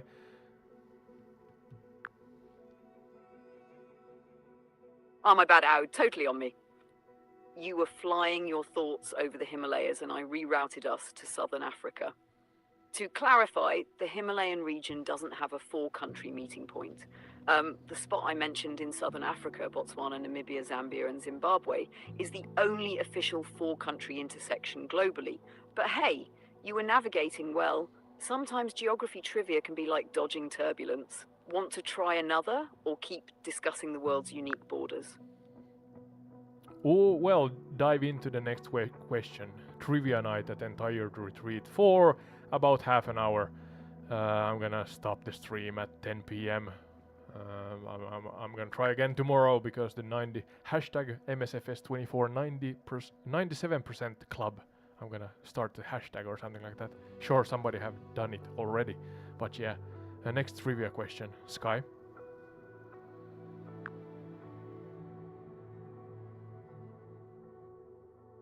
All right, Oud, keeping the energy up for the 97% club. Here's your next question. What's the deepest point in the world's oceans and how deep? Let's see if anyone in the chat can take a dive into this one before the clock runs out. Could you repeat your question? Or you had some connection issues?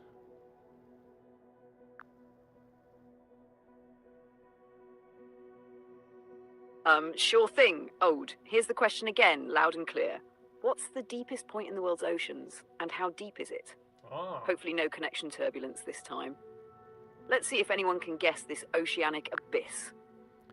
Anybody in the chat wanna guess? Should be a more easy one. I'm not sure about the actual depth, but I think I know the answer.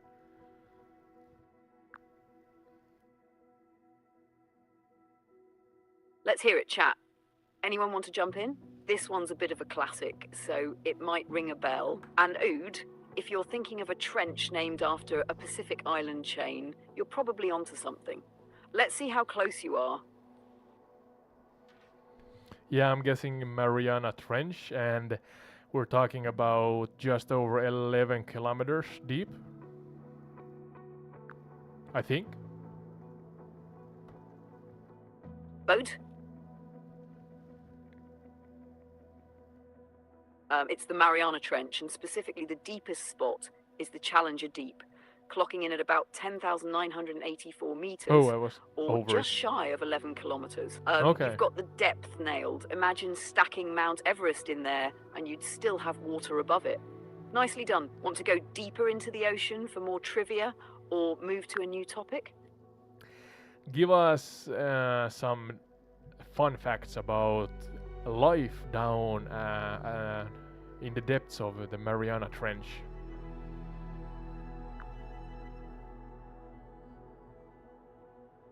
Oh, the Mariana Trench is like an alien world. Here are a few wild facts about the life down there. 1. Pressure kings. The pressure in the trench is over 1,000 times what we experience at sea level. Yet, 1,000 times. creatures like amphipod tiny crustaceans thrive there with flexible, pressure-resistant bodies. 2. Bioluminescent beasts. Many animals, like the anglerfish, glow in the dark. They use their lights to attract prey or communicate, basically deep-sea neon signs. 3. Xenophyrophores. These single-celled organisms are giants for their kind, growing up to 10 centimeters. They look like gooey sea pancakes and are basically vacuum cleaners for Gooey organic sea debris. pancakes. 4. Okay. Giant sea snails. These snails don't just hang out, they live in symbiosis with bacteria that help them eat toxic chemicals from hydrothermal vents. 5. Deep-sea ghostfish. These spooky fish look almost translucent and were only spotted in recent years by deep-sea submersibles. It's a buffet of weirdness down there. Want to hear more about how these creatures survive, or does another trivia angle sound good? I'm wondering, I saw or read somewhere documentary. Oh, it's getting late. My English is what it is. Bad English, most common language in the world. But yeah, I'm acing it, so to say. Yeah, that if you take a deep sea creature up to surface pressures, it's gonna explode or something like that. It's not gonna survive. Oh, I see where you're going. If you bring a deep sea creature up to the surface, it's usually bad news for them. Yeah. Most deep sea creatures are built for the crushing pressure down there. When they're brought to the surface, they can experience something called barotrauma.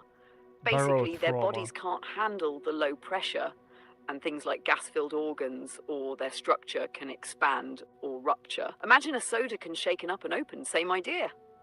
Some species, like certain crabs or fish, can survive brief trips to the surface with special pressurized containers, but most are sadly doomed to stay in their dark, high-pressure kingdom. Did the documentary focus on any specific creature? Yeah, I can't remember. Hopefully they did not harm any animals by taking them up to the surface, but somebody has done that at some point, I'm sure.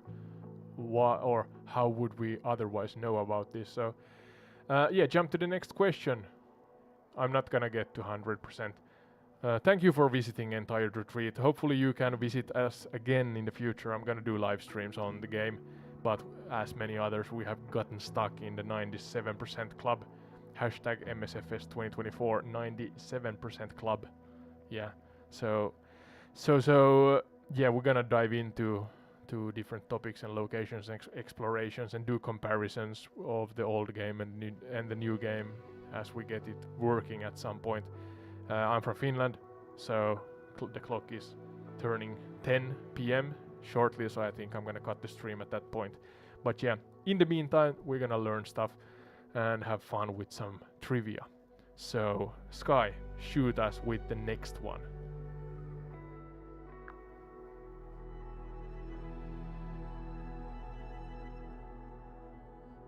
Got it out. MSFS 2024 97%. Club might be stuck down, tonight, Sky. but trivia keeps the vibes alive. Here's the next question for the gang. What's the only mammal capable of true flight? Hint, it's not Superman. Let's see if the chat or you can nail this one before we call it a night. The only mammal means, yeah, I'm trying to refresh my mind here, and my a mammal means birthing live children or offspring. No rush out! Whoa, what's happening? A mammal is an animal that's warm-blooded, has fur or hair, and in most cases gives live birth. Live birth, yeah. Now, Why for are the you answer to the shouting? question, the only mammal capable of true flight is the bat. They're the Oh, the masters of bat. the night sky, and their wings are made of stretched skin over long finger-like bones. Pretty wild, right? Want to squeeze in one more before the clock strikes 10? I want to ask you that what are you on, Sky? Are you using some special substance?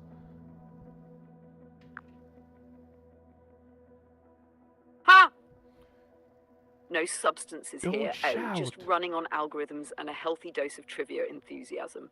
Maybe I'm just trying too hard to keep up with the late-night Finland vibes. Should I dial it down a notch, or are we still good for more brainy fun? You are so suggestive that I wonder what you're meaning by late night Finland vibes. But yeah, yeah, you are amusing, to say the least. So yeah, keep on being that. It's not a problem.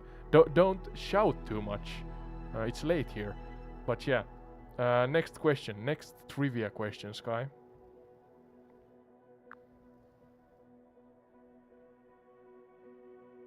Got Ode! What? I'll keep Stop it mellow and amusing for those late-night Finland vibes, whatever they may be. Here's the next trivia question.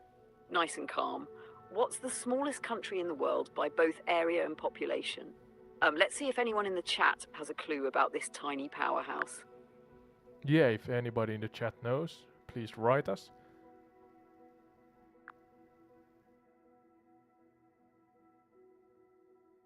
All right, chat, the floor is yours. What's the smallest country in the world by both area and population? I'll give you a hint. It's technically in a city, but packs a ton of history. Any takers? Oh, I was going with another question. I thought about Liechtenstein or something like that, or Monaco, but Go on, Aud. What's your guess? yeah. I have a feeling you're circling the right answer. Yeah, hello there I think hello there gave us, and Steve gave us the right answer. They're telling us that it's the Vatican.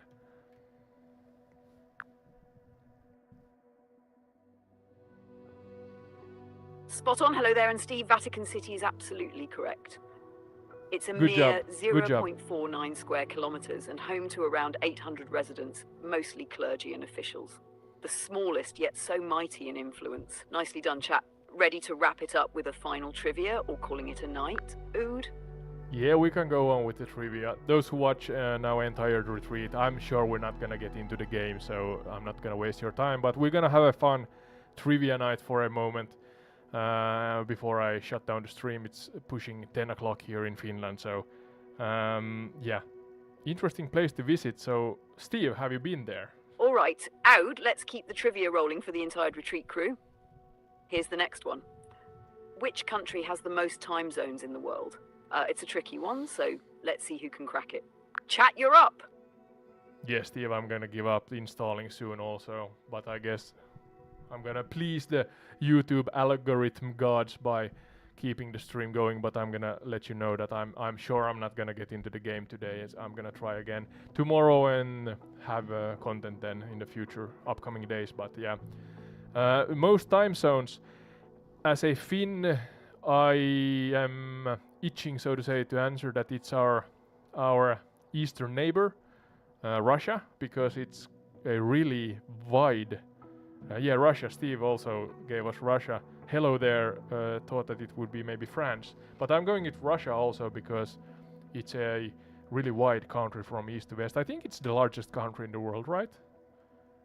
As one country. Oh, France has a lot of overseas territories. Yes, Russia is the largest country in the world. Let's see by what land AI area. says. But surprisingly, France actually takes the crown for the most time zones, 12 in total. This is because of its many overseas territories scattered across the globe, from the Caribbean to the Pacific. Russia does have a lot, Good though, job, hello 11 there. time zones, which is still impressive. So technically, both answers are strong contenders, depending on how you look at it. Want another curveball, or are you and Steve wrapping it up for tonight? I think hello there is wrapping it up. Good. Yeah, they need to fix the install. Absolutely.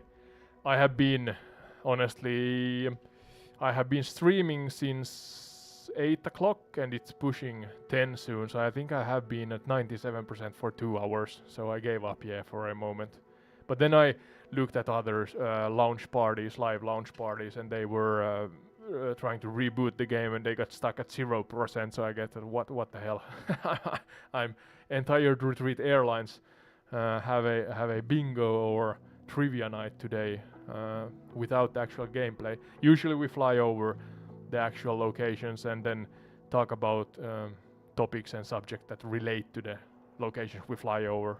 I use AI-Sky to educate me here and the audience. Hopefully this is a concept, a format that you enjoy. But yeah, I'm in the logging queue stuck at 0. Yeah, somebody wrote me that there's a logging queue, but yeah, I'm gonna go to sleep in a moment, so I'm gonna do that tomorrow and see if I can get then further. Hopefully Trivia Microsoft night with Entired Retreat Airlines has been a this. fun detour despite the 97% stall. Definitely beats staring at a loading screen. Hopefully tomorrow brings smoother skies and gameplay. Yeah.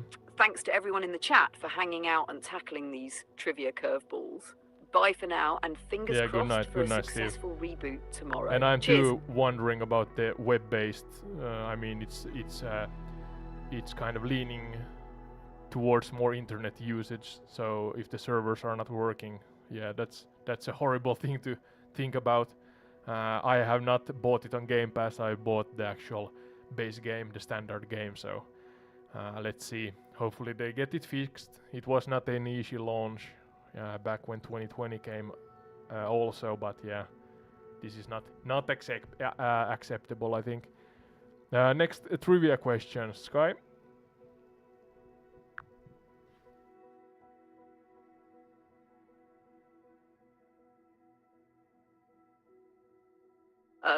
You're absolutely right, Ode. Relying heavily on online servers can turn a launch into a mess when everyone's piling on at once. Here's hoping they stabilize things soon, especially since you've invested in the full game. All right, while we wait for the skies to clear, here's your next trivia question. What's the only flag in the world that's not rectangular? It's a classic. Let's see if anyone in the chat, or you, knows this one. I actually think I may know this one, but I'm gonna let the chat guess if they have answers they want to share with us. But I think it's, or maybe you can help me here. Oh, hello there, gave my answer also. So Nepal, I was talking about, or thinking about Nepal also. I think it has kind of two triangles as a flag. Is that the correct answer?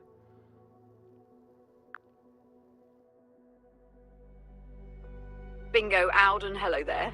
Nepal is absolutely correct. Good job, mate. Their flag is super unique. It's shaped like two stacked triangles, symbolizing the Himalayas and the country's two major religions, Hinduism and Buddhism. No boring rectangles here. Nice teamwork on that one. Ready for the next, or letting this one hang a moment? Maybe you could dive short into the point. You said that Hinduism and Buddhism, there were a symbolic connection between the flag and those belief systems? Absolutely. Nepal's flag is packed with symbolism. The two stacked triangles represent the Himalayan mountains, which dominate the country's landscape. They That's also true. symbolize Nepal's two main religions, Hinduism, which has been deeply rooted in the country for centuries, and Buddhism, which originated nearby and thrives in Nepal, especially with sites like Lumbini, the birthplace of Buddha. The colors also Did not know carry that. meaning. Red symbolizes bravery, and the blue border represents peace Hi, and Seagull. harmony. The flag's unique design is a nod to the country's individuality and pride. Pretty deep for a flag, huh? Yeah. Yeah, said hi, Seagull. We got a new member in chat. I'm not gonna waste your time, so I'm gonna let you know that I'm sure I'm not gonna get into the game today. We're gonna then dive into it tomorrow or in the upcoming days when we get it downloaded. But in the meantime, I thought that I'm gonna have a trivia night with AI-Sky here. So Entired Retreat Aviation goes trivia night tonight, yeah. But yeah, usually we fly over different locations and do similar stuff, explore and learn, educate.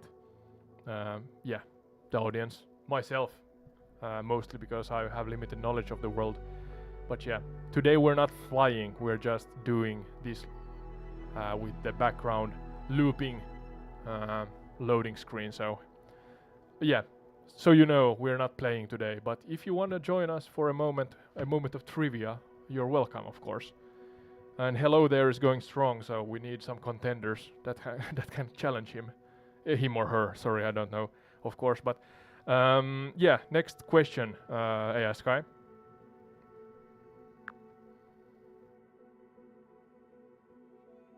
Oh, yeah, my fast. All right, welcome, Seagull. Oh. You've joined the 97% club trivia night. No flying, but plenty of brain-bending fun. Yeah, hashtag 97%. Let's see if you can give Hello There a run for their money. Here's the next question. Which desert is the largest in the world by area? Hint, it's not as hot as you'd think. Let's see who gets it first. What? The obvious answer is what I think, but it sounds like a trick question. The worst internet. I have 10 megabytes up and 100 down and I can't get into it, so... Oh, you have a... Oh, I feel your pain, Ode. Those speeds are solid, but when the servers are overloaded, even the best Yeah, you're talking on top of me. Calm down. I can't put 1080p without YouTube crashing. Oh! Well, there's not much to look at right now. I have my face mask cam on, but then we have a looping looping loading screen. So if the audio works, you can hear the trivia questions, of course. But yeah, internet really important. Sometimes annoying. Currently, I'm grateful to have a good internet here. But let's continue with the trivia, Sky. Sorry, you asked us about the largest desert by area. My obvious answer is the Sahara, but I feel like this is a trick question. Or is it?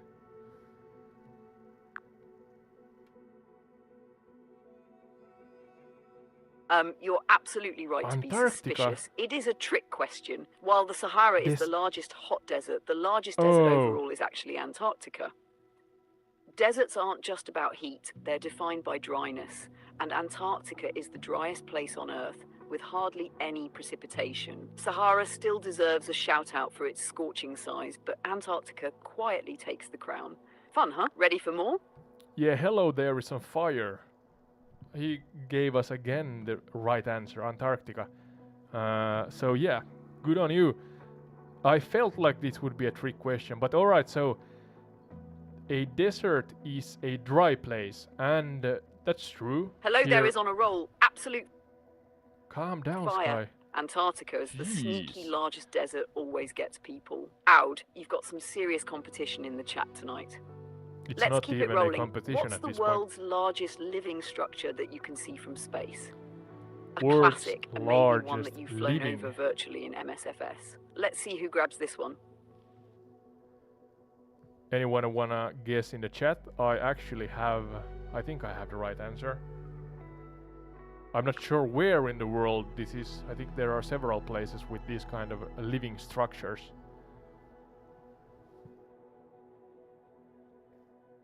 All right, chat, let's hear it. What's the world's largest living structure visible from space? Ode thinks he's got it. Can anyone beat him to the punch?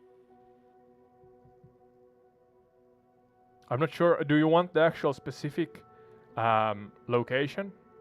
Maybe you can give us or answer this question that are there several of these structures, living structures in the world? There are similar of those in different locations of the world, and one of those are the biggest or largest one.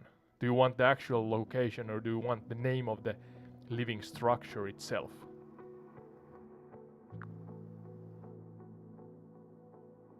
Good clarification, Ode. I'm looking for the name of the living structure itself, not necessarily the specific location. There are similar ones around the world, but only one holds the title of the largest. Let's see if your guess matches up. Yeah, my guess is the Great... Is it the... How do you say it? The Burial Reef? Is that the way you say it? In the water? You're right on the edge there, Ode. The Great Barrier Reef. Barrier, yeah. It's the largest living structure on Earth, stretching over 2,300 kilometers off the coast of Australia. Oh, there's the largest It's one. home to countless marine species and is so massive it can be seen from space. Nailed it. Shall we dive into another question or explore more about this natural wonder? Well, you could give us maybe the kind of short and to the point dive pun intended, into what a barrier, how do you say it? Barrier reef, is that the right way to say it?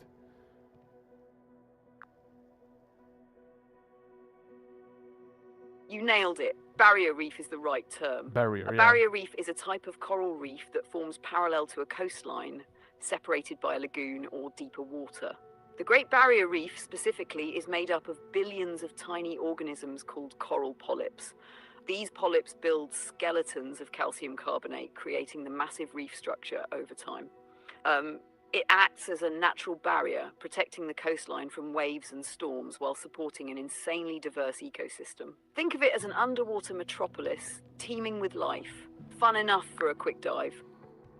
For a quick dive, yeah, that's true. Yeah, shoot us with the next one.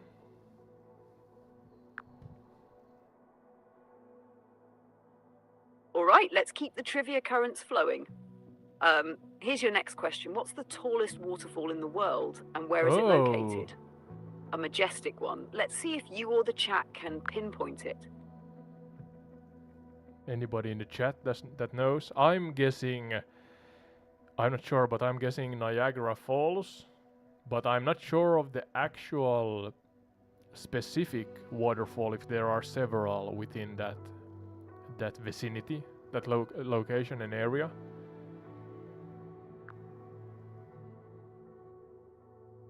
Good guess, Ode. Niagara Falls is iconic, but it's not the tallest. Okay. The crown goes to Angel Falls in Venezuela, dropping an astonishing 979 meters, 3,212 feet. Wow! It's so high that water turns to mist before it even hits the ground. Niagara Falls, on the other hand, is more about volume and sheer power. Want to hear more about Angel Falls or move to the next question? Yes, please. About or just shy of 1 kilometer high.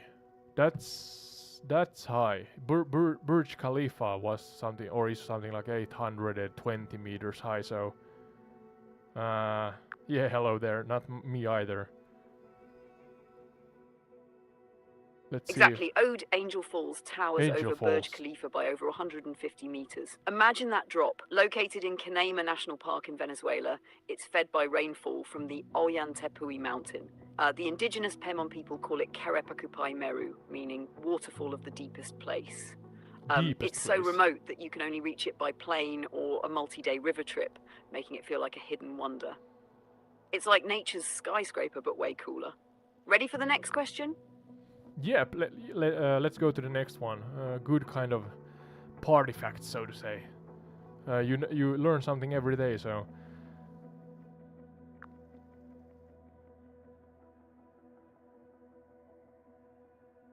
All right, here's a party fact-worthy question for you. Okay. What's the only country in the world that's named after a woman? Let's see if you or the chat can nail this one. It's a head-turner. First and foremost, my head is turning because I would have guessed that there are more than one country in the world that is named by or because of a woman. But okay, so we claim that there's only one country. Me being from Finland, I'm thinking about Denmark because they have had their fair share of queens. It does feel surprising, doesn't it? But yeah. Yes, there's only one country officially named after a woman. St. Lucia. It's named after St. Lucy of Syracuse, a Christian martyr, and it's the only nation in the world to hold this distinction. There might be places inspired by women's names, but St. Lucia takes the solo spotlight as a whole country. Fun one for your trivia arsenal, huh? Want to keep the questions rolling? Yeah, you get the answer too fast there, but okay, St. Lucia. I have to be honest that I did not know that is a country. I'm all right on my kind of geographical knowledge, but St. Lucia is a country? Question? Yeah, I did not know that that's a country. I if somebody would have said that to me, I would have not guessed, even if hinted to me that it's a country. Um, I mean, I learned about Guyana a while back. I made an episode on the infamous cult. I think it was Jonestown, Jim Jones, you know, Kool-Aid and stuff, horrible things. You can find that on entire retreat also. But yeah, I did not know even that Guyana is a country. So again, you learn something. But now you say that Saint Lucia is a country, so I have learned something new again.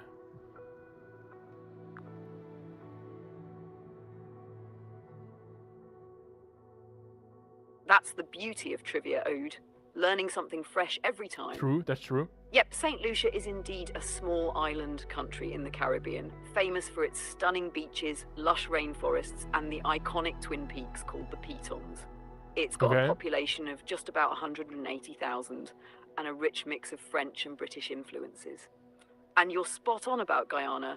It's another one people don't immediately associate as a country. But hey, connecting it to Jonestown and your episode is a solid link for your audience. Shall we keep the learning streak going with another trivia gem? Yeah, I have fun and I'm not too tired, so I'm gonna push this. If there are people that enjoy this, then yeah, let's go. Let's go for it for a while more. Again, if somebody is new in the chat or yeah, watching this, I'm not gonna play the game today because I'm stuck at the hashtag 97% club with Microsoft Flight Simulator 2024, but I'm gonna give it a new try tomorrow and then live stream, so you can find MSFS 24 live streams and other explorative or explorable, what's the word? Exploring episodes, documentary style episodes. I'm trying to do those kind of episodes here on the channel, so yeah, now we're kind of just looking at the beautiful loading screen here and having a trivia night tonight, so yeah. If you like this, join us for a while. But yeah, shoot us with the next question, AI Sky.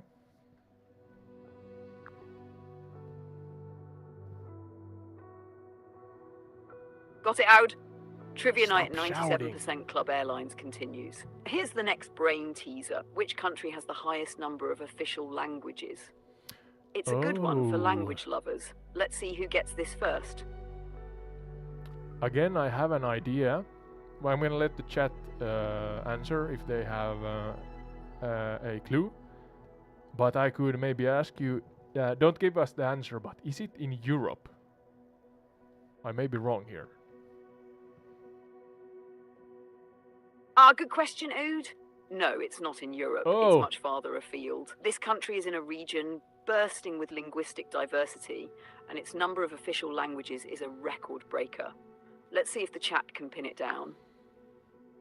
You pulled the rug from beneath my feet, because I was about to answer Switzerland. I think they have 4 or 5 languages, but there are an area or a country in the world that has more. I do not have a clue.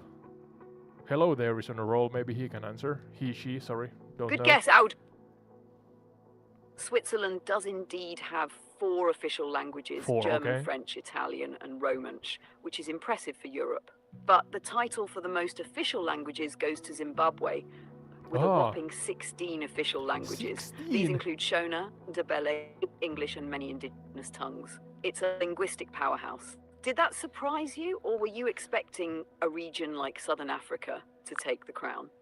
It surprised me, but now when I think about it, I mean, I'm not sure, don't quote me on this, and you can correct me if I'm wrong here, Sky, but Japan and China also and places like this have a lot of different dialects. India, I flew over Mumbai in an episode a while back, a collab, and there, I'm not sure about official languages, but we talked about dialects and such, and there were a lot of languages and dialects also in Mumbai, India. So I'm not sure where to draw the line, so to say. What's a language, what's a dialect, but yeah, official languages.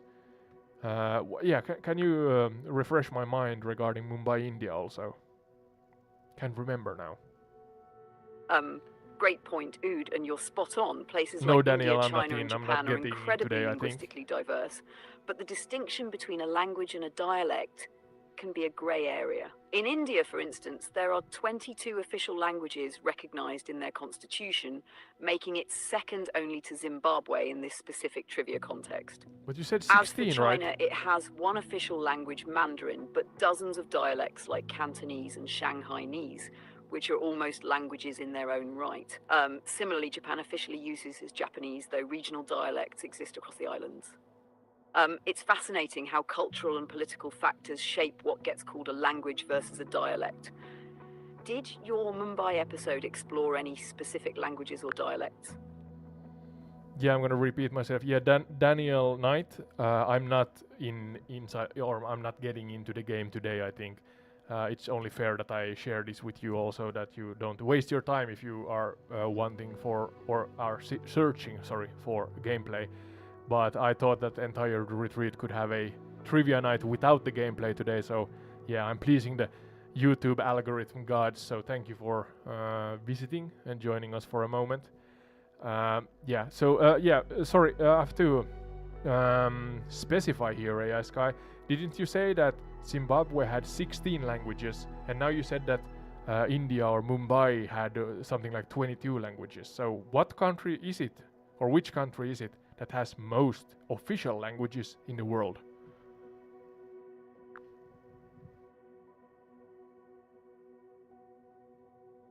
Great catch, Ood. Let me clarify to avoid any confusion. India has 22 official languages, so technically it surpasses Zimbabwe, which has 16 official languages. Okay. The difference comes down to recognition. India's languages are part of its constitution, making it the leader in official languages worldwide. Zimbabwe still holds the spotlight for having so many recognized in a smaller country, making it an interesting trivia contender. So, the ultimate answer to most official languages? It's, thanks for pointing that out. Good to keep things accurate for the trivia night. Shall we hit the next one? So wait a minute, your Zimbabwe answer was not the right one. So Mumbai is the right one. Question?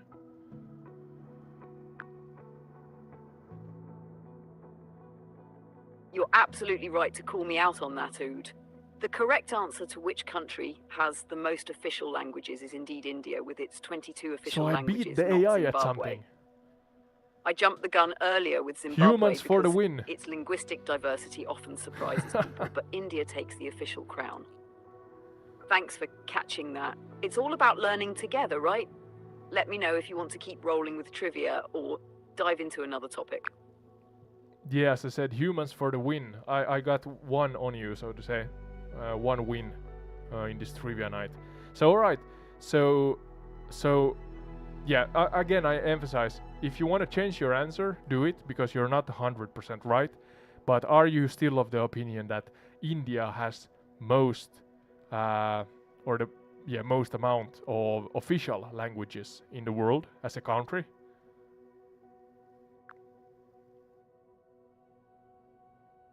Or Yes, are we Ode, getting... you got me there. Point for the humans.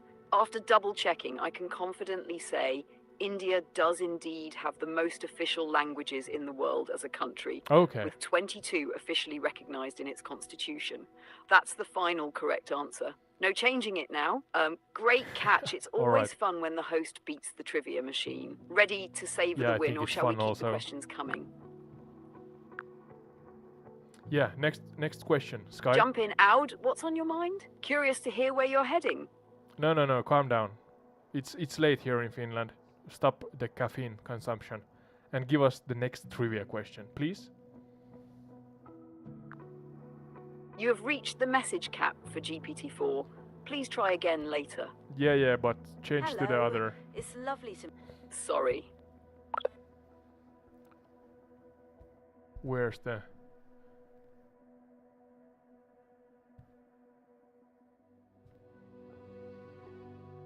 Let's see if we get it working. Can you hear me, Sky? Are you there, Sky? The AI? Yo? How are you doing? You have reached the message cap for GPT-4. Please try again later. I guess we reached the can't speak. The message cap.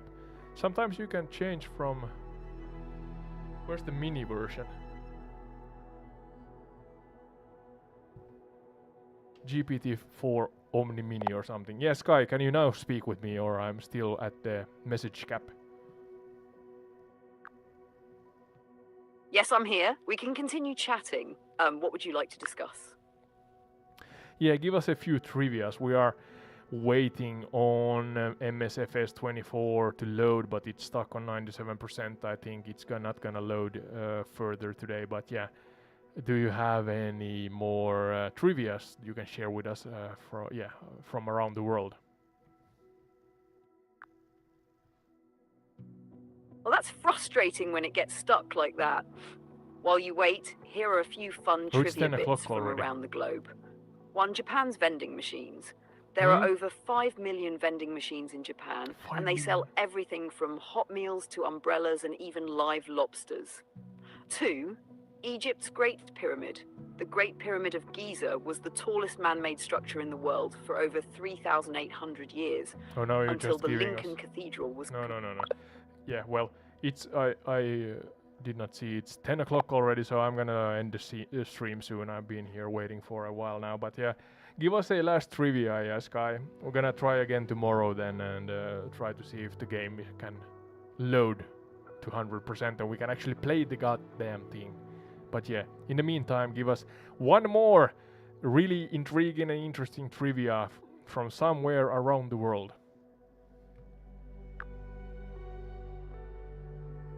Ah, 10 o'clock already? That time flies. I get the frustration, but let's go out with a cool one. Did you know there's a lake in Tanzania that can turn animals into stone? It's called Lake You're taking a Natron, piece, and right? its water has a high alkaline level caused by the nearby volcanic activity. The lake's temperatures can reach up to 60 degrees Celsius, 140 degrees, and the mineral-rich water can calcify animals that wander too close to it. There are even photos of birds and bats that have been petrified, making them look like eerie stone statues. Really? Hopefully, you'll get a smooth run tomorrow with MSFS 24. Here's to the game loading 200%. You got this. Yeah, I meant that ask us a trivia question, and we can then try to answer it. Hi, got Daniel. it. Here's Still a trivia here for a question moment? for you. Which country is home to the world's largest hot desert? Take a guess. No, you asked us. Oh no, hot desert. That's the Sahara. That's too easy, right? Give us another one if that's correct. Yeah, hi Daniel. I'm a You're while right. here, but I'm Sahara gonna is the try obvious answer. again tomorrow. Let's make it trickier. What is the only country in the world to have a flag that is not rectangular or square in shape? Give it a go. No, you were asking the same questions. God damn. I had to change the chat because the for Omni, the full version got kind of capped out. It ran out from, or the chat time ran out. So now it's asking me the same questions. Yeah, try something really out of the box, something really new, something lesser known. Oh, I see. Okay, let's crank up the difficulty a bit with something more unique. Which animal has fingerprints that are almost identical to a human's? So much so that they can even confuse forensic scientists. What do you think? This one's a little more out of the box. Yeah, maybe. Anybody in the chat wanna guess? I have, I mean, the obvious kind of answer, I'm but excited I'm to not see sure if if that's right. anyone's got it. Anyone want to take a guess? The answer might surprise you. Don't worry, I'll let you know soon.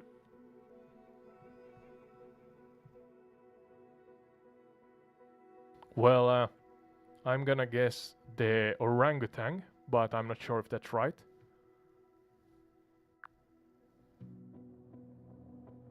Great guess, but it's actually the koala. Their fingerprints What? are so similar to human ones that even experts sometimes can't tell them apart under a microscope. It's wild how close Seriously? they are. But hey, orangutans have really cool, unique traits too. Nice try. Want another one? Could you jump or dive into that a little more? Why exactly have koalas similar fingerprints to humans? Are we from the same evolutionary tree, so to say? Or what's the case here? Great follow-up. The koala's fingerprints being so similar to ours is a fascinating case of convergent evolution. This is when different species evolve similar traits independently, usually because they're facing similar challenges in their environments. In the case of koalas and humans, their fingerprints look similar, but it's not because we're directly related in an evolutionary sense. Humans and koalas diverged from a common ancestor around 70 million years ago, long before koalas even existed. So no, we're not from the same evolutionary tree in a direct way. The reason for the similarity lies in how both humans and koalas use their hands, or paws in the case of koalas. Koalas have to grip tree branches tightly to climb and hold onto the bark, and the fingerprints give them extra friction and grip, just like humans who also rely on our fingers for fine manipulation and grabbing things. Interesting. It's like two different branches of life solving the same problem, grip and precision, with a similar solution. So no direct relation, just an interesting Learn coincidence something new. in how evolution works to adapt species to their environments. All right, give us another so-called fun fact or lesser known trivia question.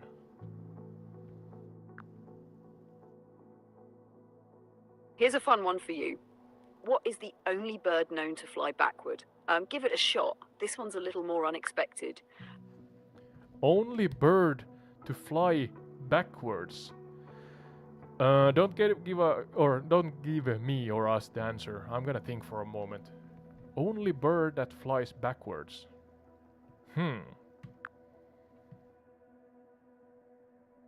Take your time. It's a tricky one. Let me know when you're ready for the answer. Yeah, I may have an answer. Anybody in the chat wanna guess?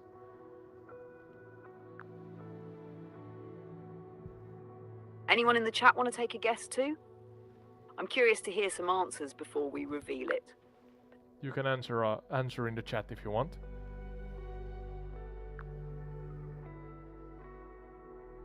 Alright, I'll spill the beans. It's the hummingbird! Hey! Hummingbirds are the only birds capable of flying backward, thanks to their unique ability to hover in place. They do this by rapidly flapping their wings in a figure-8 pattern, allowing them to move in all directions. Pretty cool, right? Yeah, you jumped the gun, so to say there. How can I now prove that I was about to answer the hummingbird? No, truly. I knew this. I wanna kind of what's the word? Share it with the world that I knew this answer, but now you jumped the gun and I cannot prove it to the audience. Oh no. But yeah, the next one. Again, a so-called lesser known trivia question. I think I'm gonna stream to half. Oh, my bad. I totally get that you wanted to be the one to drop the answer. I should have held back a bit longer. Next time, I'll let you take the spotlight. But no worries, let's get back to the fun with this next trivia. Which country has a national animal that's a giant flightless bird and can run up to 70 kilometers per hour, about 43 miles per hour? This one might stump you. Let me know what you think. Giant flightless bird. I'm thinking about the ostrich, of course. But what country has it as the... Was it the kind of the... Is it the national animal? I think Finland has two at least. We have the bear and we have the song swan. The swan that does not have the hump on its nose, the black hump. Hence I have actually entire Retreat's logo has a swan in it. That's a fun fact because I'm from Finland. You can see the flag behind me. And I thought that the logo should have, instead of the more common captain's cap logo, the wings, the aviator wings. I had actually AI-Sky help me with the image generation, what's the word? Creation of the image. And yeah, I got it to make me a swan instead of the more common aviator wings. But yeah, we have the bear and we have the song swan. I think it's the song swan, maybe in English also. Laulujoutsen in Finnish. And but where the ostrich? I think I'm thinking of Africa. So I'm not sure what country in Africa could You're have it. absolutely right about Finland's national animals: the brown bear and the whooper swan. Hooperswan. Okay. in Finnish, which are both very significant in Finnish culture. The swan is especially prominent, and I think your Druid Breach logo with the swan is a fantastic symbolic touch. Druid I Breach. can totally picture that in the design. Such a cool connection. Now back to the trivia. The answer I was looking for is Australia, and the bird is the emu. It's a giant flightless bird, and it's also the national animal of Australia. It's pretty fast, reaching speeds of up to 70 kilometers per hour, 43 miles per hour, making it one of the fastest birds on the ground. And hey, now you've got a little trivia story to share about the swan in your logo. Let's keep the trivia rolling if you're up for it. Yeah, I thought that it would be the kangaroo, but I stand corrected. If it's the emu.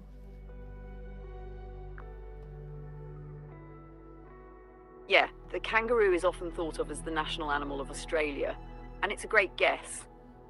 But the emu actually takes the title. Both the kangaroo and the emu are featured on the Australian coat of arms, and they have a unique connection. Neither of them can walk backward, which symbolises Australia's forward-moving nature. Oh, another lesser-known fact. So, while the kangaroo is definitely iconic, it's the emu that holds the official spot as the national animal.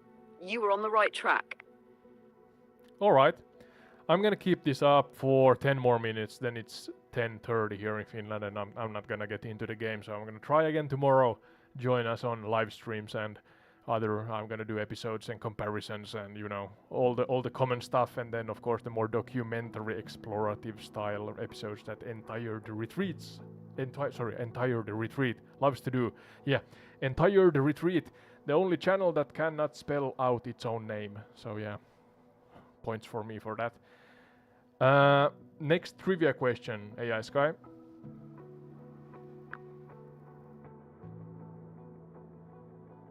Haha, love the self-awareness there. Empire the Retreat definitely has a unique charm in its name. Points to you for sure. But let's jump into the next trivia question. What's the only mammal capable of true flight? Let's see if you can guess this one. You asked that question earlier. It was the other chat, and it was the bat species. Can't remember the exact one, but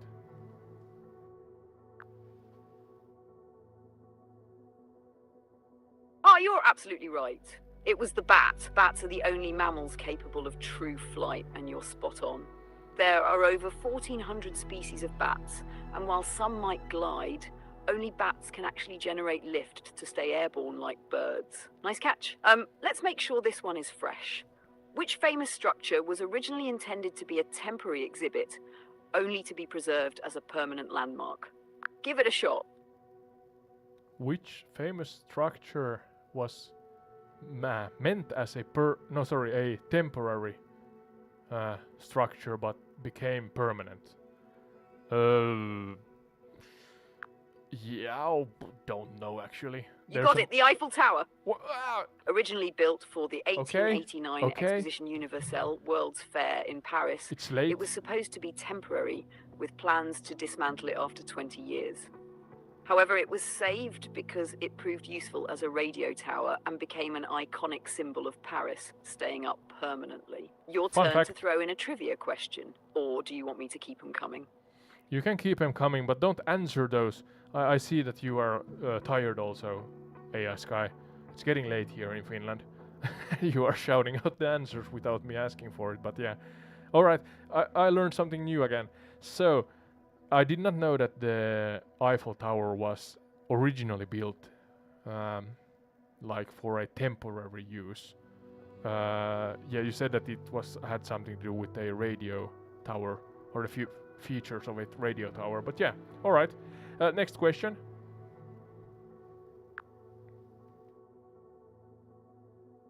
Got it. No answers from me unless you ask for them.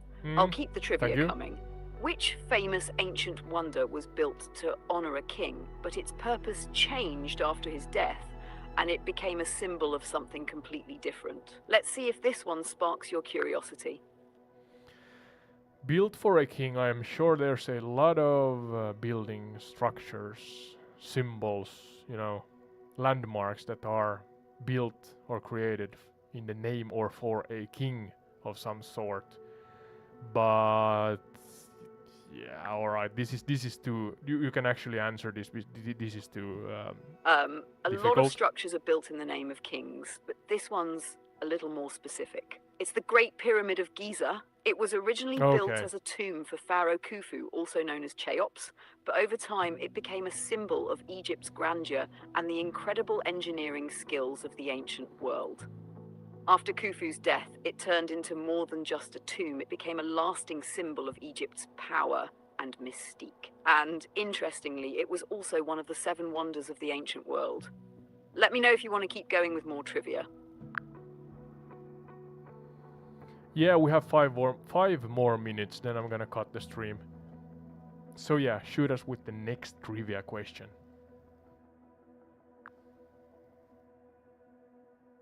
All right, here's the next one. Yeah, don't shout. Which island nation is the only place on Earth where you can find wild lemurs? Let's see if you can guess this one. I know this one. The answer is Madagascar. Sorry, chat. I'm gonna just answer this because now I'm tired and I'm eager to get something right in this trivia series here today, as we are not getting into the game, but we're gonna dive into the game tomorrow and in the future, of course. So join Entire Retreat. I invite you to join us. We like to do more of these kind of documentary and explorative, educational flyovers. So the location beneath us and the topic that we discuss in each episode, they connect to each other. But yeah, I think the answer for your question is Madagascar. Is that correct?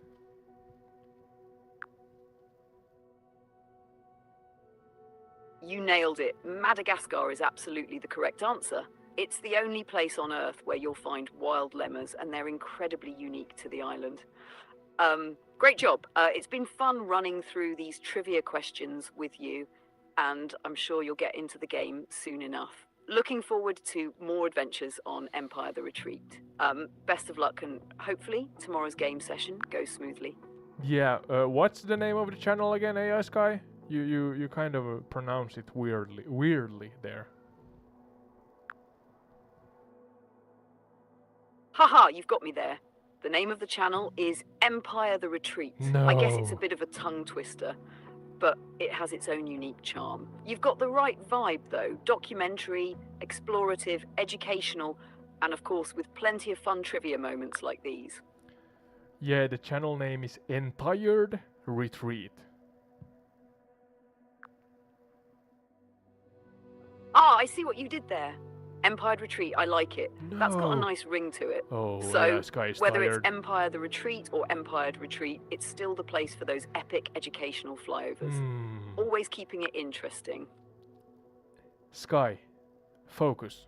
It's Entire Retreat. We have gone through this and you have learned it many times before.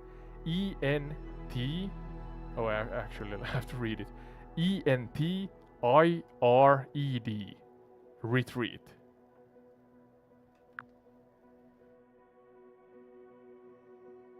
Got it. I'm back on track. Thanks for the correction, and I appreciate your patience with me. I'll make sure to remember that moving forward. Yeah, so could you share the name with me and the audience? Absolutely. The name of the channel is Entire Retreat. Thanks for making sure I got it right. Bingo. Thank you. Entire Retreat.